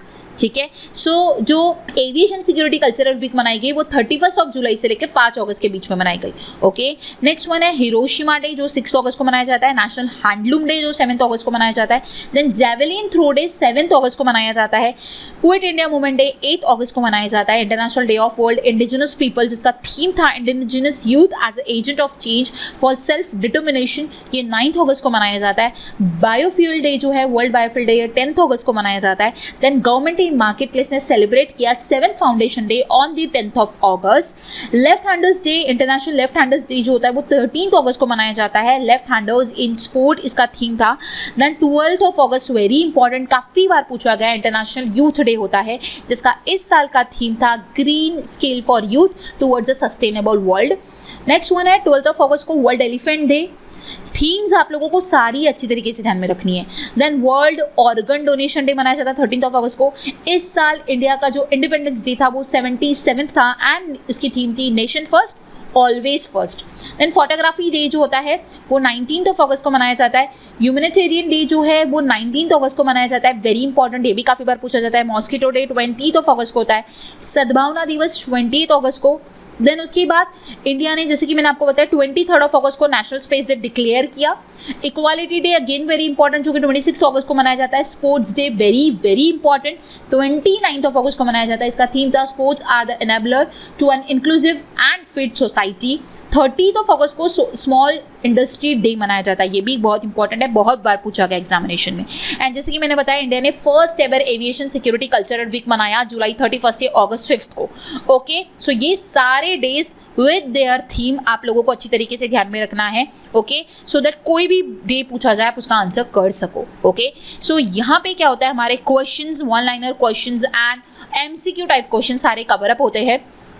सो अभी हम लोग बढ़ते आगे एंड बुलेट न्यूज़ को हम लोग देखने वाले हैं। उससे पहले आप लोगों को एक चीज़ कहना चाहूँगी, आप लोगों का आरबीआई असिस्टेंट का नोटिफिकेशन रिलीज हो चुका है। अगर आप आरबीआई असिस्टेंट के प्रिपेयर कर रहे हो तो आप सभी को पता है कि कंप्यूटर अवेयरनेस उसमें पूछा जाता है 40 क्वेश्चन 40 मार्क्स के लिए।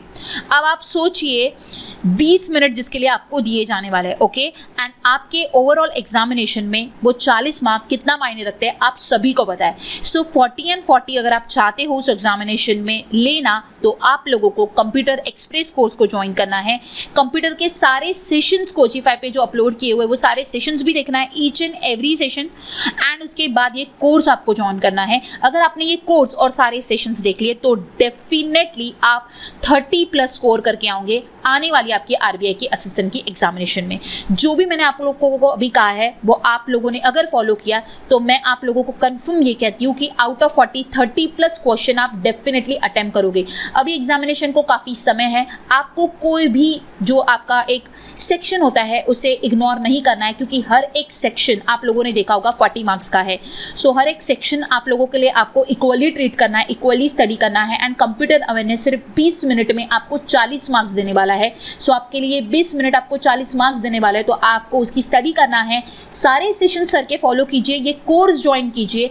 अगर आप इस साल के आरबीआई असिस्टेंट के एग्जामिनेशन में अगर आप सिलेक्ट होना चाहते हो तो ज़रूर आज से प्रिपरेशन स्टार्ट कीजिए, कॉम्प्रिहेंसिव स्टडी कीजिए। ईच एंड एवरी सेक्शंस को आपको अच्छी तरीके से पढ़ना है। एंड कंप्यूटर अवेयरनेस तो ज़रूर आपको 30+ ला कर देगा, अगर मैंने जो आपको अभी कहा वो अगर आपने फॉलो किया तो। ओके, अभी हम लोग कंटिन्यू करते हैं हमारी बुलेट न्यूज़ को। ओके, सो अभी हम लोगों ने जो पढ़ा वो एमसीक्यूज पढ़े, वन लाइनर्स पढ़े, सारी इंपॉर्टेंट करंट अफेयर्स को कवर अप किया।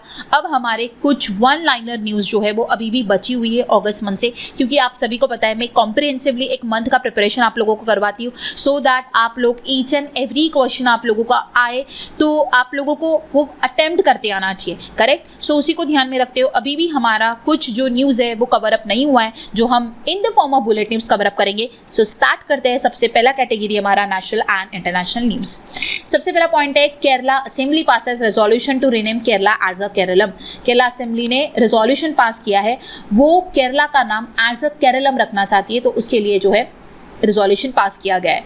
ओके, सो देखिए थोड़ा जो बुलेट न्यूज़ है वो थोड़ा हम लोग क्विकली डिस्कस करेंगे। कुछ पॉइंट्स डेफिनेटली मैं आपको एक्सप्लेन करूंगी, लेकिन जो पॉइंट्स आप लोगों को समझ में आ रहे हैं, जो इजी वन है, वो हम लोग डिस्कस नहीं करेंगे, क्योंकि हमारा सेशन ऑलरेडी अभी लेंदी हो चुका है एंड अभी हमारे काफ़ी सारी न्यूज़ कवर अप होनी बाकी है एंड वो सारी न्यूज़ आप लोगों के लिए इंपॉर्टेंट है। तो जो कुछ इंपॉर्टेंट वन रहेगी, जो कुछ एक्सप्लेनेबल रहेगी वो मैं डेफिनेटली एक्सप्लेन करूंगी, एंड जो सिंपल वन रहेगी वो हम लोग सिंपली रीड करके आगे मूव फॉरवर्ड करेंगे। Okay, next one, India launches Nirakshi autonomous underwater vehicle for the mine detection. Nirakshi is a collaboration of Kolkata-based warship maker Garden Reach Shipbuilders and Engineers Limited and MSME entity AEPL. Named Nirakshi meaning eyes in the water, the 2.15 meter long AUV will have an endurance of nearly 4 hours and is capable of operating up to a depth of 300 meter. Very important point ये आपको ध्यान में रखना है।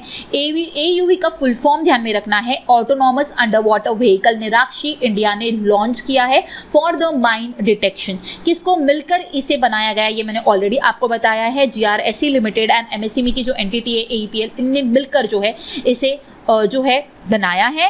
Then निराक्षी का मतलब क्या होता है, आईज इन द वाटर, और ये जो AUV है ऑटोनॉमस अंडर वाटर व्हीकल, ये 2.15 मीटर लॉन्ग है, ठीक है, जिसकी डेप्थ की कैपेसिटी कितनी बताई गई है, 300 मीटर्स बताई गई है। Okay, next one, PM Modi launches भारतीय वस्त्र एवं शिल्प कोश ई portal, a repository of textile and craft developed by the National Institute of Fashion Technology. The launch was held on 9th national handloom day celebration 7th of August. सो देखिए क्या बोला जा रहा है, 9th एडिशन का जो नेशनल हैंडलूम डे मनाया जा रहा था उस दौरान जो है इसे लॉन्च किया गया भारतीय वस्त्र एवं शिल्प कोश ई पोर्टल को मोदी जी द्वारा। Okay, so national handloom day कौन से दिन मनाया जाता है, 7 अगस्त को मनाया जाता है। Okay, next one, Assam government to organise Khel Maharan across the state from November 1। So Assam government क्या कर रही है, ऑर्गेनाइज कर रही है खेल महारण नवंबर 1 से पूरे स्टेट में जो है खेल महारण जो है वो ऑर्गेनाइज किया जाएगा। ओके, देन सुप्रीम कोर्ट ने लॉन्च किया है Suswagatam online portal. Supreme court ने एक ऑनलाइन पोर्टल को लॉन्च किया है। इसका ऑब्जेक्टिव क्या है, आप देखिए, the Suswagatam portal will allow lawyers, litigants, clerk, visitors and media person to register with the application and generate the entry passes for the Supreme Court online. Okay, so इसके तहत क्या किया जाएगा, ये जो एक एप्लीकेशन बनाया गया है, इसके तहत जो लॉयर्स होते हैं, जो क्लर्क्स होते हैं, जो विजिटर्स होते हैं, मीडिया पर्सन होते हैं, इनको इस एप्लीकेशन में क्या करना है, रजिस्टर करना है, जिसके तहत जो है एंट्री पास जो है वो जनरेट होगी for the entry of the supreme court. इससे पहले क्या हुआ करता था, लंबी लंबी लाइनें लगती थी, ठीक है, सो उसी को हटाने के लिए जो है ये इसको लॉन्च किया गया है सुस्वागतम ऑनलाइन पोर्टल को। Okay, national company law tribunal approves $10 billion mega merger with Zee and Sony. So NCLT जो है इसने $10 बिलियन का जो मेगा मर्जर जो है वो अप्रूव कर दिया है। जी और सोनी ये मर्ज करने वाले हैं। Okay, Telangana launches India's first agriculture data exchange and agriculture data management framework in Hyderabad.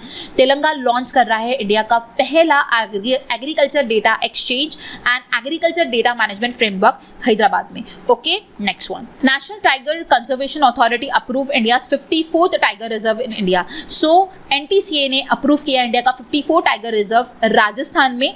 देखिए, आपको पता होगा कि राजस्थान में जो है ऑलरेडी टाइगर रिजर्व्स है, ठीक है। सो ये 5th टाइगर रिजर्व जो है राजस्थान का डिक्लेयर हुआ है, Dholpur Karauli tiger reserve. Okay, ये आपको ध्यान में रखना है। ये इंडिया का 54th बना है एंड राजस्थान का 5th बना है। Okay, next one, Punjab emerged as a top state in nutrition awareness index 2023 while Bihar ranked at the bottom. So nutritious awareness index 2023 में पंजाब ने जो है वो टॉप रैंकिंग किया है, ठीक है, एंड बिहार बॉटम पे आया है।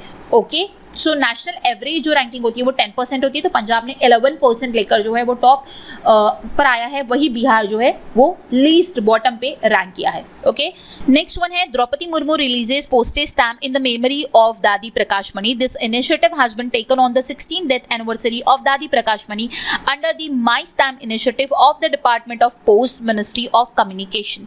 सो यहाँ पे क्या बोला जा रहा है कि जो department of post and ministry of communication का जो इनिशिएटिव है माई स्टैम्प, ठीक है, इस दौरान जो है पोस्टेज स्टैम्प को रिलीज किया गया है द्रौपदी मुर्मू द्वारा, ठीक है। किनकी मेमोरी के ऊपर इसे रिलीज किया गया है, दादी प्रकाश मणि की जो 16th डेथ एनिवर्सरी थी उस दौरान इस इनिशिएटिव को जो है लाया गया है। अब ये दादी प्रकाश मणि क्या है, दादी प्रकाश मणि जो है वो ब्रह्म कुमारीज की चीफ रह चुकी है। Okay, next question, next news, the president of India Shrimati Droupadi Murmu inaugurated Unmesha international literature festival and Utkarsh festival of folk and tribal performing arts in Bhopal. So Bhopal में जो है मुर्मू द्वारा जो है, हमारी प्रेसिडेंट द्रौपदी मुर्मू जी द्वारा जो है उन्मेषा, ये एक इंटरनेशनल लिटरेचर फेस्टिवल है, इसे इनॉग्रेट किया गया। एंड उत्कर्ष जो कि festival of folk and tribal performing arts है, इसे भी इनॉग्रेट किया गया भोपाल में। Okay, the next news very important, the NHAI national highway authority of India has introduced Rajmarg Yatra mobile application to provide the seamless travel experience on the Indian national highways. So ये जो राजमार्ग यात्रा एप्लीकेशन है ये NHAI द्वारा introduce किया गया, जिसके थ्रू सिमलेस ट्रैवल एक्सपीरियंस जो है इंडिया के नेशनल हाईवेज पे जो है प्रोवाइड किया जाएगा। इसके बारे में इंफॉर्मेशन जो है उसमें प्रोवाइड की गई है। ओके, नेक्स्ट वन है, Assam government to set up a national centre for excellence for badminton. Assam government क्या कर रही है, national centre of excellence badminton का जो है वो सेटअप कर रही है। Okay, Sarbananda Sonowal launches a port health organization under the Sagar Setu application to enable faster and simpler ecosystem to promote ease of doing business. So Sarbananda Sonowal ने क्या किया है, पोर्ट हेल्थ ऑर्गेनाइजेशन को लॉन्च किया है जो कि सागर सेतु एप्लीकेशन के अंडर आता है, जिसके तहत ईज ऑफ डूइंग बिजनेस को प्रमोट किया जाएगा एंड उसकी इकोसिस्टम को और भी ज़्यादा फास्टर एंड सिंपलर बनाया जाएगा। ठीक है, नेक्स्ट वन है, India hands over 450 million for Sri Lanka unique digital identity project. So Sri Lanka के यूनिक डिजिटल आइडेंटिटी प्रोजेक्ट के लिए इंडिया ने 450 मिलियन रुपीस जो है वो हैंड ओवर किए। नेक्स्ट वन है, Nirmala Sitharaman laid foundation stone for the Adichanallur museum in Tamil Nadu. So Tamil Nadu में आदि चलनूर म्यूजियम जो है वो फॉर्म्ड होने वाला है एंड उसी की आधारशिला जो है वो निर्मला सीतारमन द्वारा जो है वो रखी गई। ओके, नेक्स्ट न्यूज को कंटिन्यू करते हैं, नेशनल एंड इंटरनेशनल। उसका नेक्स्ट पॉइंट हमारा यह है कि Reliance industries has maintain its highest ranking among the Indian corporates in the Fortune global 500 list in 2025, jumping 16 place to rank at number 88। So Fortune global 500 list जो है 2023 की release हुई। Reliance industries ने जो है 16 नंबर ऊपर आकर इस साल 88 रैंक किया है। Okay, as many as 8 companies जो है इस साल इंडिया की 8 कंपनी ने इस लिस्ट में जो है वो रैंक किया है। Okay, India first state of art 3D printed post office जो है वो बेंगलुरु में जो है वो ओपन हुआ। ओके, वेरी इंपॉर्टेंट, क्योंकि first 3D printed post office है इसलिए ध्यान में रखना है, जो कि कहां पर ओपन हुआ है, बेंगलुरु में ओपन हुआ है। Jitendra Singh launches CSIR प्रिग्मा ET11 the first indigenous E tractor, very important, again पहला इंडिजिनस मतलब कि इंडिया मेड ई ट्रैक्टर जो है वो जितेंद्र सिंह ने लॉन्च किया है, very important. Guwahati airport became the first in the North East to get the DG Yatra facility, again very important, क्योंकि जो भी फर्स्ट वाली न्यूज होती है वो इंपॉर्टेंट बन जाती है ऑटोमेटिकली। ओके, सो गुवाहाटी का जो एयरपोर्ट है वो नॉर्थ ईस्ट का फर्स्ट एयरपोर्ट है जो कि डीजी यात्रा फैसिलिटी को प्रोवाइड कर रहा है। Okay, Nitin Gadkari launches Bharat NCAP new car assessment programme, India's own car crashing testing programme. ये जो भारत एनसीएपी है, नितिन गडकरी द्वारा लॉन्च किया गया, मतलब कि इंडिया का ये own car crash testing programme है।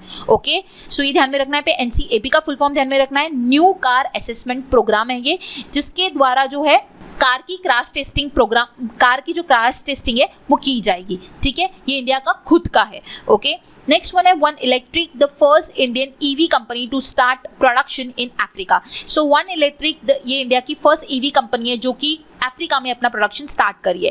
Kerala first AI school launch in Thiruvananthapuram, very important, ध्यान में रखना है। The government has approved the import of 470 aircraft for air India limited and 500 for the Indigo. ठीक है, ये नंबर ध्यान में रखना है, इंडिया गवर्नमेंट ने अप्रूव कर दिया है 470 aircraft for the Air India and 500 for the IndiGo. Jitendra Singh unveil new lotus variety Namoha 108, again very important, ये ध्यान में रखना है। नमोहा 108 जो है जितेंद्र सिंह द्वारा जो है अनवेल किया गया है, ये न्यू वेराइटी ऑफ लोटस है जो कि मणिपुर में जो है वो डिस्कवर्ड होता है। ठीक है, नेक्स्ट वन है Vyomitra, a female humanoid robot, will be sent on the India's first manned space mission Gaganyaan. India का फर्स्ट manned space mission है गगनयान। सो इसमें व्योमित्रा एक फीमेल ह्यूमनाइड रोबोट को जो है वो भेजा जाएगा। Okay, Gujarat CM unveils Sinh Suchna web app for the tracking lions. So lion को ट्रैक करने के लिए गुजरात के जो चीफ मिनिस्टर है इन्होंने सिंह सूचना इस वेब एप्लीकेशन को जो है लॉन्च किया है। Okay, then to celebrate world lion day on 10th of August, चीफ मिनिस्टर Bhupendra Patel of Gujarat introduced a new mobile application called Singh सूचना। जैसे कि मैंने आपको बताया, इस न्यू मोबाइल एप्लीकेशन को सिंह सूचना को जो लॉन्च किया गया है गुजरात के चीफ मिनिस्टर भूपेंद्र पटेल द्वारा, कौन से दिन इसे लॉन्च किया? वर्ल्ड लायन डे अगस्त 10 को मनाया जाता है, उस दिन इस एप्लीकेशन को है लॉन्च किया गया, जिसके थ्रू लायंस को ट्रैक किया जाएगा। अगर किसी को रास्ते में या फिर फॉरेस्ट के बीच रास्ते में अगर लायंस दिखता है तो वो थ्रू दिस एप्लीकेशन जो है वो इन्फॉर्मेशन जो है वो दे सकते हैं। सो ये सारी सुविधाएं इस एप्लीकेशन में प्रोवाइड की गई है। Then Odisha government to open a CSP plus banking outlet in 4373 gram panchayat. तो उड़ीसा गवर्नमेंट क्या कर रहा है, customer service point banking outlet जो है टोटल 4373 ग्राम पंचायत में जो है वो ओपन करेगा। ठीक है, UP government to build country's largest IT hub in Lucknow.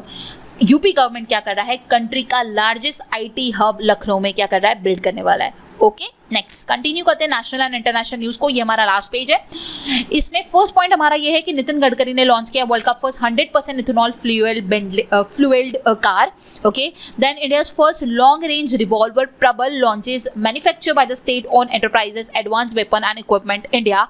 The Prabal revolver boost a firing range up to 50 metre. देखिए इंपॉर्टेंट पॉइंट है, इंडिया का first long range revolver Prabal जो है वो लॉन्च हुआ है। ठीक है, किसके द्वारा इसे मैन्युफैक्चर किया गया? तो advance weapon and equipment limited द्वारा इसे मैन्युफैक्चर किया गया एंड इसकी फायरिंग रेंज कैपेसिटी जो है वो अप टू 50 मीटर है। Okay, next INCOIS Indian national centre for ocean information services ने लॉन्च किया है समुद्रा एप्लीकेशन को, जिसका फुल फॉर्म आपको ध्यान में रखना है, very important, smart access to marine user for ocean data resources and advisories. ठीक है, सो ये जो Indian national centre for ocean information services है इसने समुद्रा एप्लीकेशन को लॉन्च किया है, जिसमें क्या प्रोवाइड किया जाने वाला है, कॉम्प्रिहेंसिव इंफॉर्मेशन प्रोवाइड की जाएगी रिलेटेड टू ओशंस। ठीक है, किसके लिए? सीफेरर्स के लिए। Okay, UP first e office system launch in Kannauj. Kannauj में यूपी का फर्स्ट इलेक्ट्रॉनिक ऑफिस सिस्टम जो है वो लॉन्च किया गया है। China plans to limit smartphones usage by the children to 2 hours. तो चाइना जो क्या कर रहा है, वो स्मार्टफोन यूसेज चिल्ड्रंस के लिए लिमिट जो है उसने सेट की है, 2 घंटे तक चिल्ड्रंस जो है वो स्मार्टफोन का यूज कर सकते हैं। सो उसने एक लिमिट जो है सेट किया है। कौन है ये? चाइना, जिसने ये सेट किया है। Federation of economic development association host international education summit in Dubai on academic excellence. So FEDA जो है इसने इंटरनेशनल एजुकेशन समिट को दुबई में जो है होस्ट किया, जो कि एकेडमिक एक्सीलेंस के ऊपर थी। Okay, Guyana to buy Indian Dornier aircraft manufacture by the HAL Hindustan Aeronautics Limited द्वारा बनाया गया इंडियन ड्रोनियर एयरक्राफ्ट जो है वो गुयाना बाय करेगा। Sri Lanka to host first Karnataka cultural fest, Karnataka का जो पहला कल्चरल फेस्ट है वो श्रीलंका होस्ट करेगा। Germany develop device for the visually impaired जो लोग हैं उनके लिए जर्मनी जो है एक डिवाइस डेवलप कर रहा है। देन उसके बाद last point which is very very important, 6 countries to join BRICS from 1 January 2024। सो पहली जनवरी 2023 में ब्रिक्स में और भी 6 कंट्रीज ज्वाइन कर रही है और वो 6 कंट्रीज के नाम आपको ध्यान में रखना है, which is Egypt, Ethiopia, Iran, Argentina, UAE and Saudi Arabia. ये 6 कंट्रीज ज्वाइन करने वाली है एग्जिस्टिंग 5 कंट्रीज को, Brazil, Russia, China, India and south Africa को। ओके, कब से? जनवरी 1, 2024 से। वेरी इंपॉर्टेंट पॉइंट, ये 6 कंट्रीज के नाम कब से ज्वाइन करेंगे सब कुछ ध्यान में रखना है। यहाँ पे हमारा national and international news cover up होता है, लेकिन एमओयूज जो कुछ साइन हुए इस मंथ के वो भी हम लोग डिस्कस कर लेते हैं। First one is New Zealand and India signed MOU to enhance the collaboration in the civil aviation, then with the efforts to enhance the security of the Indian Ocean region, especially of the eastern coast of the Africa.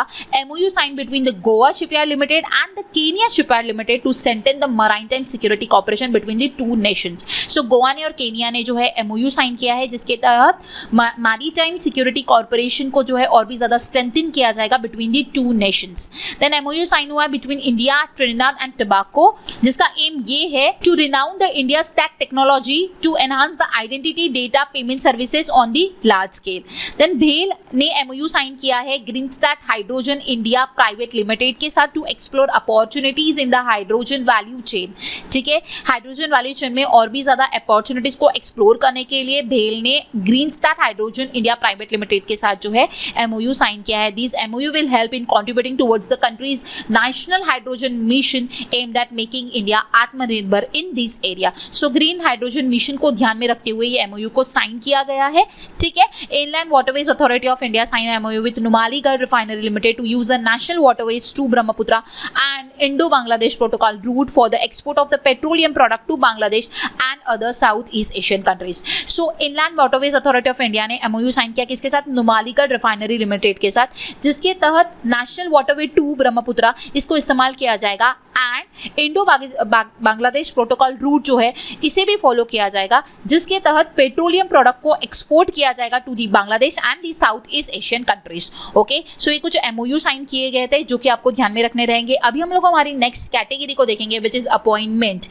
So appointment में आप लोगों को जो भी appointments हुई है वो अच्छी तरीके से ध्यान में रखनी है एंड इसमें एम्बेसडर्स को भी मैंने कवर अप करवाया है तो वो भी ध्यान में रखना है। सो हम लोग क्विकली डिस्कस करते हैं। सबसे पहले इन्फोसिस ने राफेल नडाल को एम्बेसडर जो है वो ऑनबोर्ड किया है। उसके बाद इगा स्विटेक जो है इन्हें भी ग्लोबल ब्रांड एम्बेसडर जो है इन्होंने अपॉइंट किया है इन्फोसिस ने।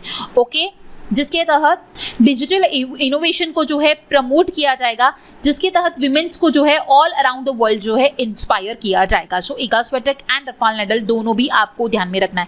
Rafale Nadal and Iga Swiatek दोनों भी इन्फोसिस के ब्रांड एम्बेसडर बने हैं। ओके, नेक्स्ट है BPCL ने अनाउंस किया है राहुल द्रविड़ को as a brand ambassador.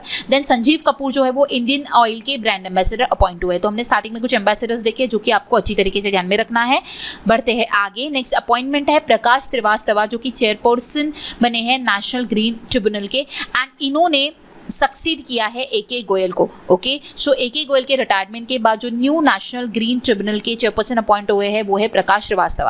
Then Kaziranga national park gets first women field director doctor Sonali Ghosh. So Kaziranga national park ने पहली फीमेल फील्ड डायरेक्टर जो है वो अपॉइंट की है जिनका नाम है doctor Sonali Ghosh.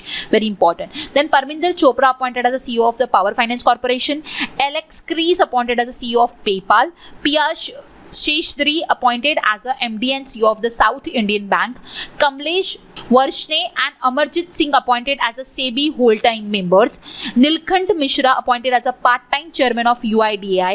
Wycom 18 appointed Kiran Mania as a CEO of Digital Business. Sachin Tendulkar designated as a national icon by the election commission. ये इंपॉर्टेंट है। सो हमारे former Indian cricketer Sachin Tendulkar जो है वो नेशनल आइकॉन जो बने हैं वो बने हैं इलेक्शन कमीशन के, जिसके तहत वो जो अवेयरनेस है वो स्प्रेड करने वाले हैं इलेक्शन के लिए, ज़्यादा से ज़्यादा वोट्स आने के लिए वो ज़्यादा से ज़्यादा प्रमोशन करने वाले। ओके, तो नेशनल आइकॉन जो है वो बने हैं इलेक्शन कमीशन के सचिन तेंदुलकर। ये आपको ध्यान में रखना है, वेरी इंपॉर्टेंट, पूछा जा सकता है। ओके, इलेक्शन कमीशन के जो नेशनल आइकॉन अपॉइंट हुए हैं वो है सचिन तेंदुलकर, जिसके थ्रू अवेयरनेस प्रोवाइड की जाएगी आने वाले इलेक्शन के लिए। ओके, नेक्स्ट वन है Adille Sumariwalla has been elected as a vice president of world athletics. Very important, ये भी ध्यान में रखना है, वाइस प्रेसिडेंट बने हैं वर्ल्ड एथलेटिक्स के Adille Sumariwalla. Thai property tycoon Srettha Thavisin has been elected as a new prime minister of Thailand. Thailand के न्यू प्राइम मिनिस्टर अपॉइंट हुए Srettha Thavisin. Okay, next continue करते हैं। निशा Biswal became the deputy CEO of the US Finance Agency. Cabinet Secretary Rajiv Gauba gets 1 year extension. Qualcomm India appoints Savi Soin as a president. Anant Maheshwari appointed as a president and CEO of the Honeywell High Growth Region. Government appoints Sanjay Kumar Agrawal as the Central Board of Indirect Taxes and Customs Chairman. Important है, ध्यान में रखना है, संजय कुमार अग्रवाल जो बने हैं वो CBIC के न्यू चेयरमैन बने हैं। Then KK Ministry appointed as a strategic advisor for the Cyrus Poonawalla Group.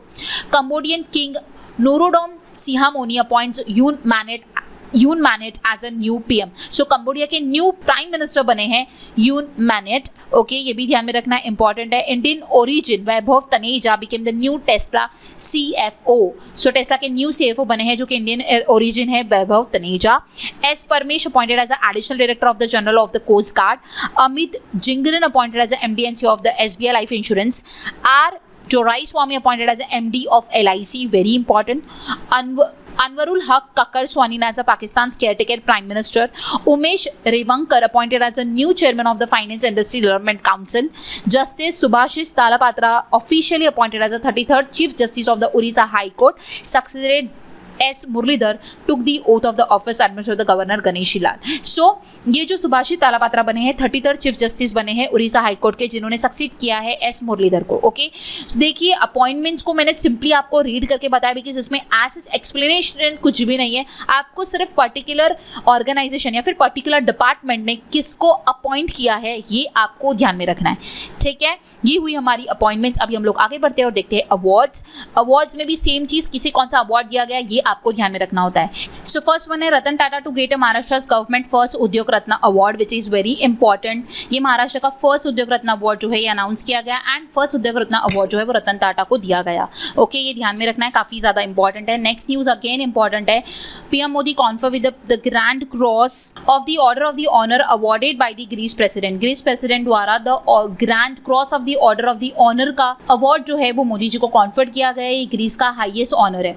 Okay, Tamil Nadu won the best state award for the organ and tissue transplantation. So Tamil Nadu ने जीता है best state award for the organ and tissue transplantation के लिए।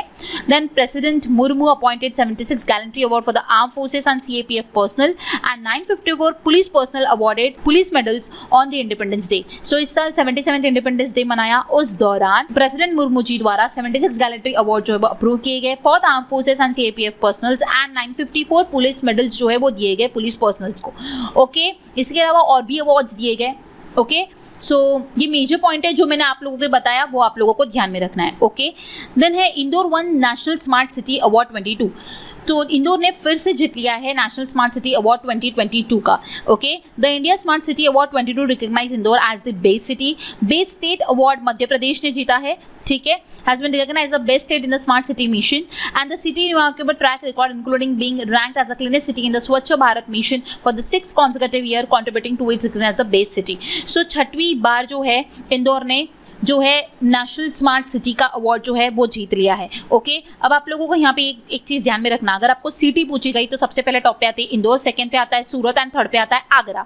लेकिन आपको best state award पूछा गया तो बेस्ट स्टेट में सबसे पहले आता है Madhya Pradesh, second best state आता है आपका Tamil Nadu and third best state आता है आपका Rajasthan and Uttar Pradesh. Okay, city और स्टेट ये दोनों डिफरेंट है। सिटी में first one is Indore, second one is Surat and third one is Agra. And in the state first one is Madhya Pradesh, second state is Tamil Nadu and third में आते हैं 2 states which is Rajasthan and Uttar Pradesh.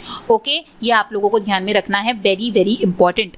Then है Deepak Shenoy honour with the global visionary entrepreneur award. Mrunal Thakur to be honour with the diversity in the cinema award at the IFFM. Subhash Runwal received the Lifetime Achievement Award for the Royal Institution of the Chartered Surveyors.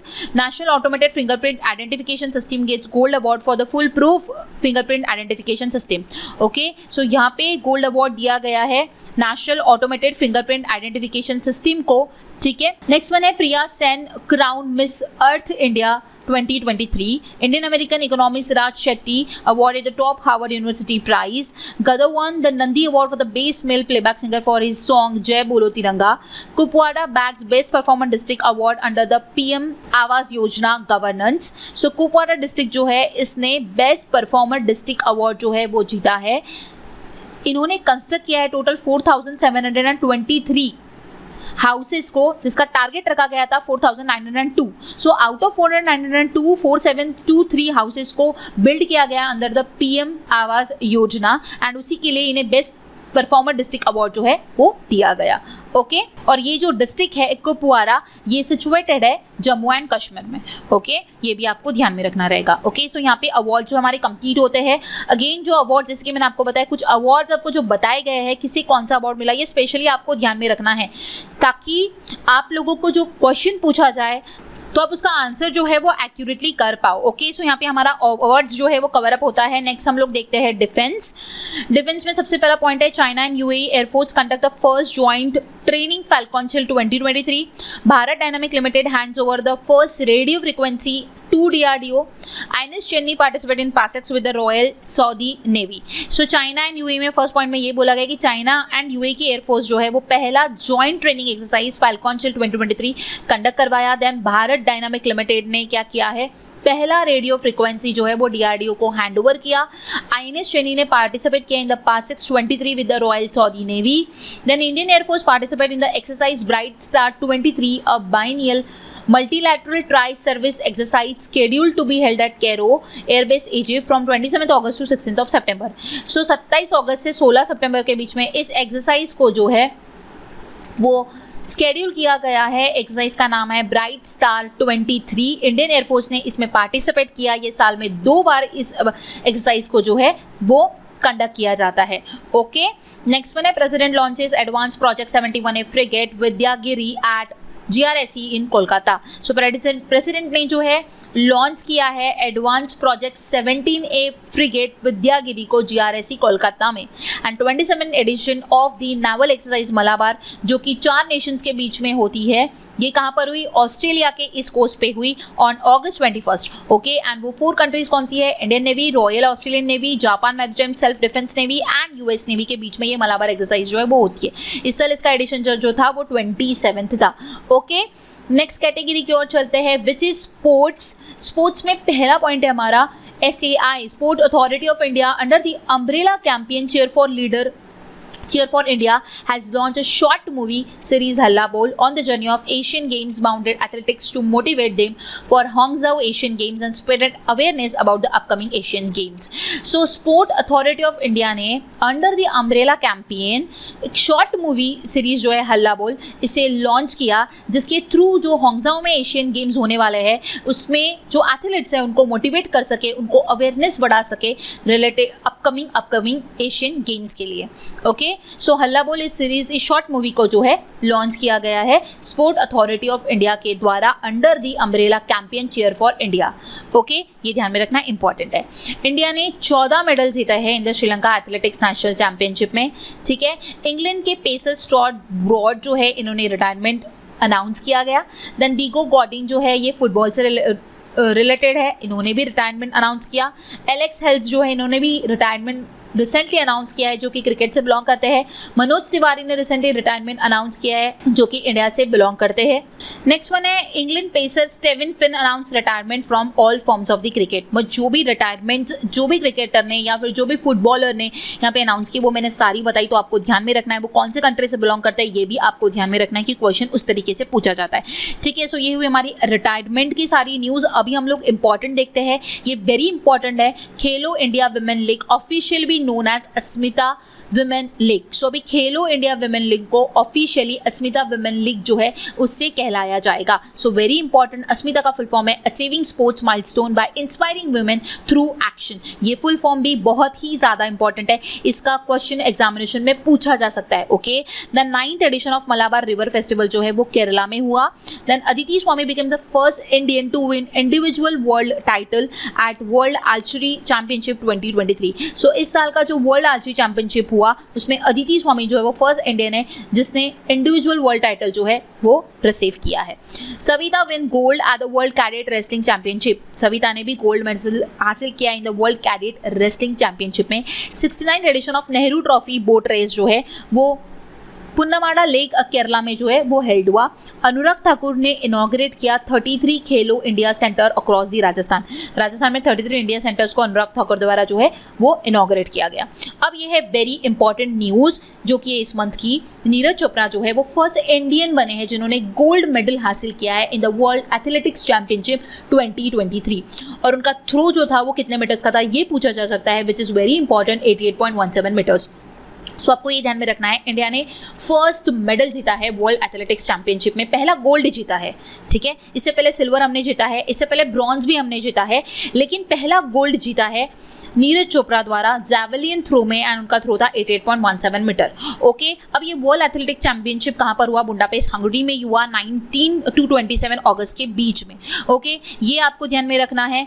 इसी के साथ साथ अब आप लोगों को और भी कुछ इंपॉर्टेंट पॉइंट्स है उसी से जुड़े हुए वो आपको ध्यान में रखने हैं कि India men's 4x400 metre relay team finishes 5th at the world athletics championship. So ये जो इंडिया की मेंस की जो 4x400 मीटर रैली टीम जो थी, इन्होंने 5th आए ये लोग वर्ल्ड एथलेटिक्स चैंपियनशिप में, ठीक है, रिले टीम। ओके, उसके बाद इंडिया की एथलीट जो है पारुल चौधरी, ये सबसे इंपॉर्टेंट पॉइंट है, इन्होंने 11th पोजीशन लाया है in the 300 metre steeplechase final of the world athletics championship 2023 and इन्होंने नेशनल रिकॉर्ड बनाया है, gives her PB time 9 hours 15 minute 31 seconds का in the women steeplechase event and इसी को रिकॉर्ड बनाकर उन्होंने पेरिस ओलंपिक में जो है क्वालिफाई कर लिया है। ये सबसे ज़्यादा इंपॉर्टेंट पॉइंट है। ओके, सो आपको ये पारुल चौधरी का पॉइंट ध्यान में रखना है, ठीक है, ये काफ़ी ज़्यादा इंपॉर्टेंट है। ये 11th पोजीशन आई थी 300 मीटर स्टेपल चेस में एंड इन्होंने एक नेशनल रिकॉर्ड बनाया, उसका पीबी टाइम भी आपको ध्यान में रखना है एंड उसको हासिल करके इनने पेरिस ओलंपिक में जो है क्वालिफाई कर लिया है डायरेक्टली। ओके, अब उसके बाद जैसे कि मैंने आपको बताया कि इंडिया ने पहला गोल्ड जीता है, लेकिन इससे पहले सिल्वर भी जीता है एंड ब्रॉन्ज भी जीता है। तो सिल्वर किसने जीता है?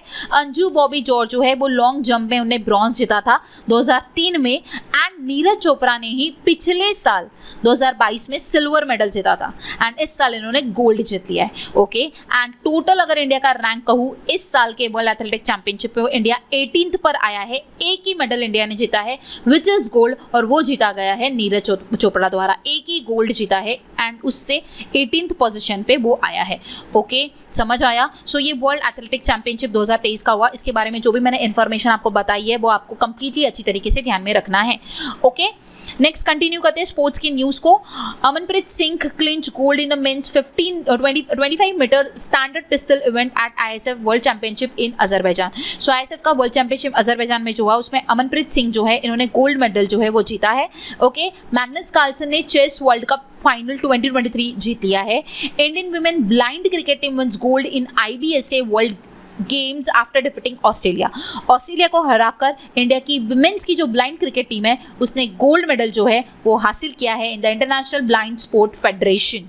ओके, so next one है HS Prannoy become the 5th Indian main single player to secure a medal at the BWF World Badminton Championship held in Denmark। So Denmark में जो चैंपियनशिप हुआ इसमें HS Prannoy जो है 5th Indian men single player है जिन्होंने medal secure किया है। Then Priya Malik secure a gold medal in the 76 kg category at the under 20 world wrestling championship in Jordan by defeating Germany Laura Kuehn. So Priya Malik जो है इन्होंने gold medal जीता है 76 kg category में अंडर 20 वर्ल्ड रेसलिंग चैंपियनशिप में जो कि Jordan में हुआ, ठीक है।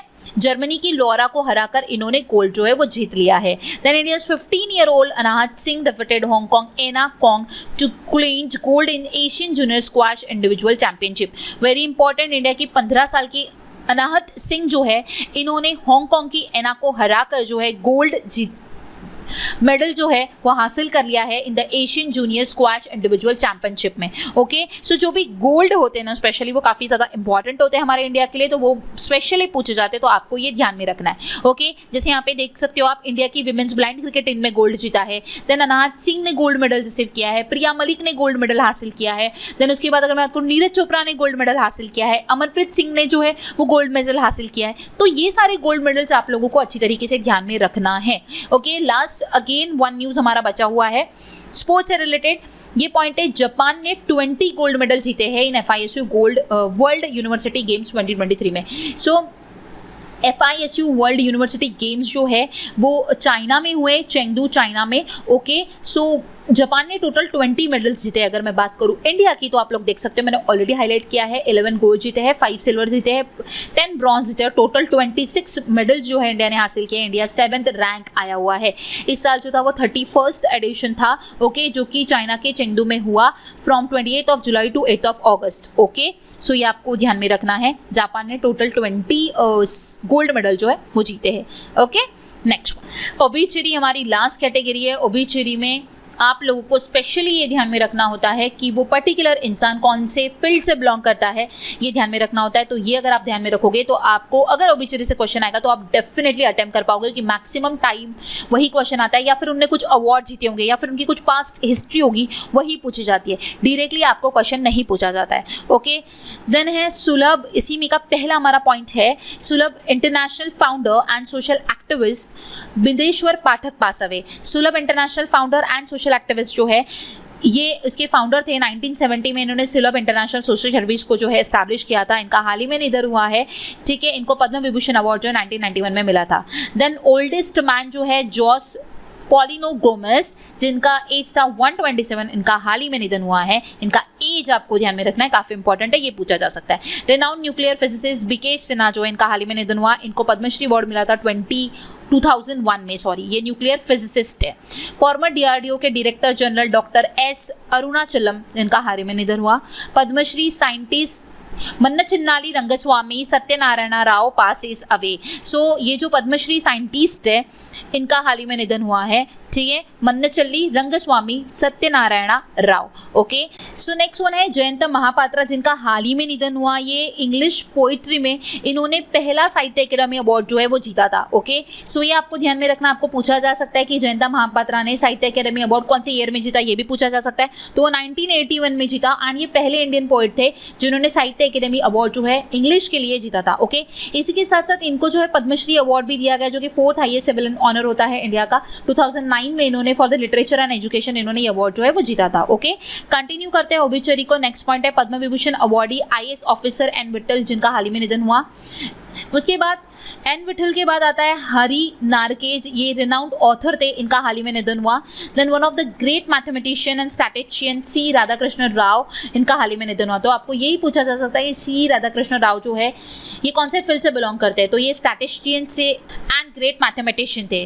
ओके, सो नेक्स्ट वन है former WWE champion Windham Rotunda as known as Bray Wyatt passes away. So WWE के चैंपियन रह चुके हैं ये विंदम रोटुंडा, जिन्हें पॉपुलरली ब्रे बैट कहा जाता था, इनका हाल ही में निधन हुआ है। ओके, देन सीमा देव एक वेटरनर एक्टर है जिनका हाल ही में निधन हुआ, एंड बॉलीवुड लिरिसिस्ट देव कोहली जो है इनका भी हाल ही में निधन हुआ है। सो ये थी हमारी ओबीचुरीज। आई होप आप सभी को आज का जो सेशन जो कि जिसमें हम लोगों ने MCQs डिस्कस किए, वन लाइनर क्वेश्चंस भी डिस्कस किए, एंड आफ्टर दैट मैंने आप लोगों को बुलेट न्यूज़ भी बताया। ऑल इन ऑल हम लोगों ने काफ़ी सारी न्यूज़ को कवर अप किया है, एंड सारे इंपॉर्टेंट करंट अफेयर्स को आज हम लोगों ने डिस्कस किया। आई होप आप सभी को आज का सेशन कंप्लीटली समझ आया होगा। जो भी सेशंस मैंने from start to end recommend किए वो सारे सेशंस आप लोगों को देखना है फॉर योर अपकमिंग एग्जामिनेशन। सारी बैंकिंग एग्जामिनेशन अभी लाइंड अप है, 2 ऑलरेडी हो चुके हैं, लेकिन अभी और काफ़ी सारी एग्जामिनेशन आपकी बची हुई है जो कि आपके लिए इस साल काफ़ी ज़्यादा इंपॉर्टेंट है। आपका सिलेक्शन अगर आप लोगों को इंपॉर्टेंट है तो आपको कॉम्प्रिहेंसिवली अच्छी तरीके से स्टडी करना है। पिछले 6 महीने का करंट अफेयर अच्छी तरीके से प्रिपेयर करना है। अगर आपकी कोई भी रिक्वायरमेंट है रिलेटेड टू जनरल अवेयरनेस, आप जरूर कमेंट बॉक्स में कमेंट कर सकते हो। एंड जैसे कि मैंने आपको बताया, if you are preparing for the RBI assistant examination, आपको कंप्यूटर अवेयरनेस का कोर्स जरूर जाकर ज्वाइन करना है, आपको वो इस साल 40 and 40 जरूर दिलाकर देगा। ओके, सो गाइस मिलते हैं इन द नेक्स्ट सेशन। अगर आपको आज का वीडियो पसंद आए तो वीडियो को लाइक करना है, अपने ज़्यादा से ज़्यादा फ्रेंड्स के साथ इसे शेयर करना है, चैनल को सब्सक्राइब करना है, नोटिफिकेशन बेल आइकन को प्रेस करना है, सो दैट नेक्स्ट जब भी सेशन आए उसका नोटिफिकेशन आपको सबसे पहले मिले एंड आप उसके सबसे पहले एक्सेस कर सको। सो मिलते हैं नेक्स्ट सेशन में। Thanks for watching and have a nice day.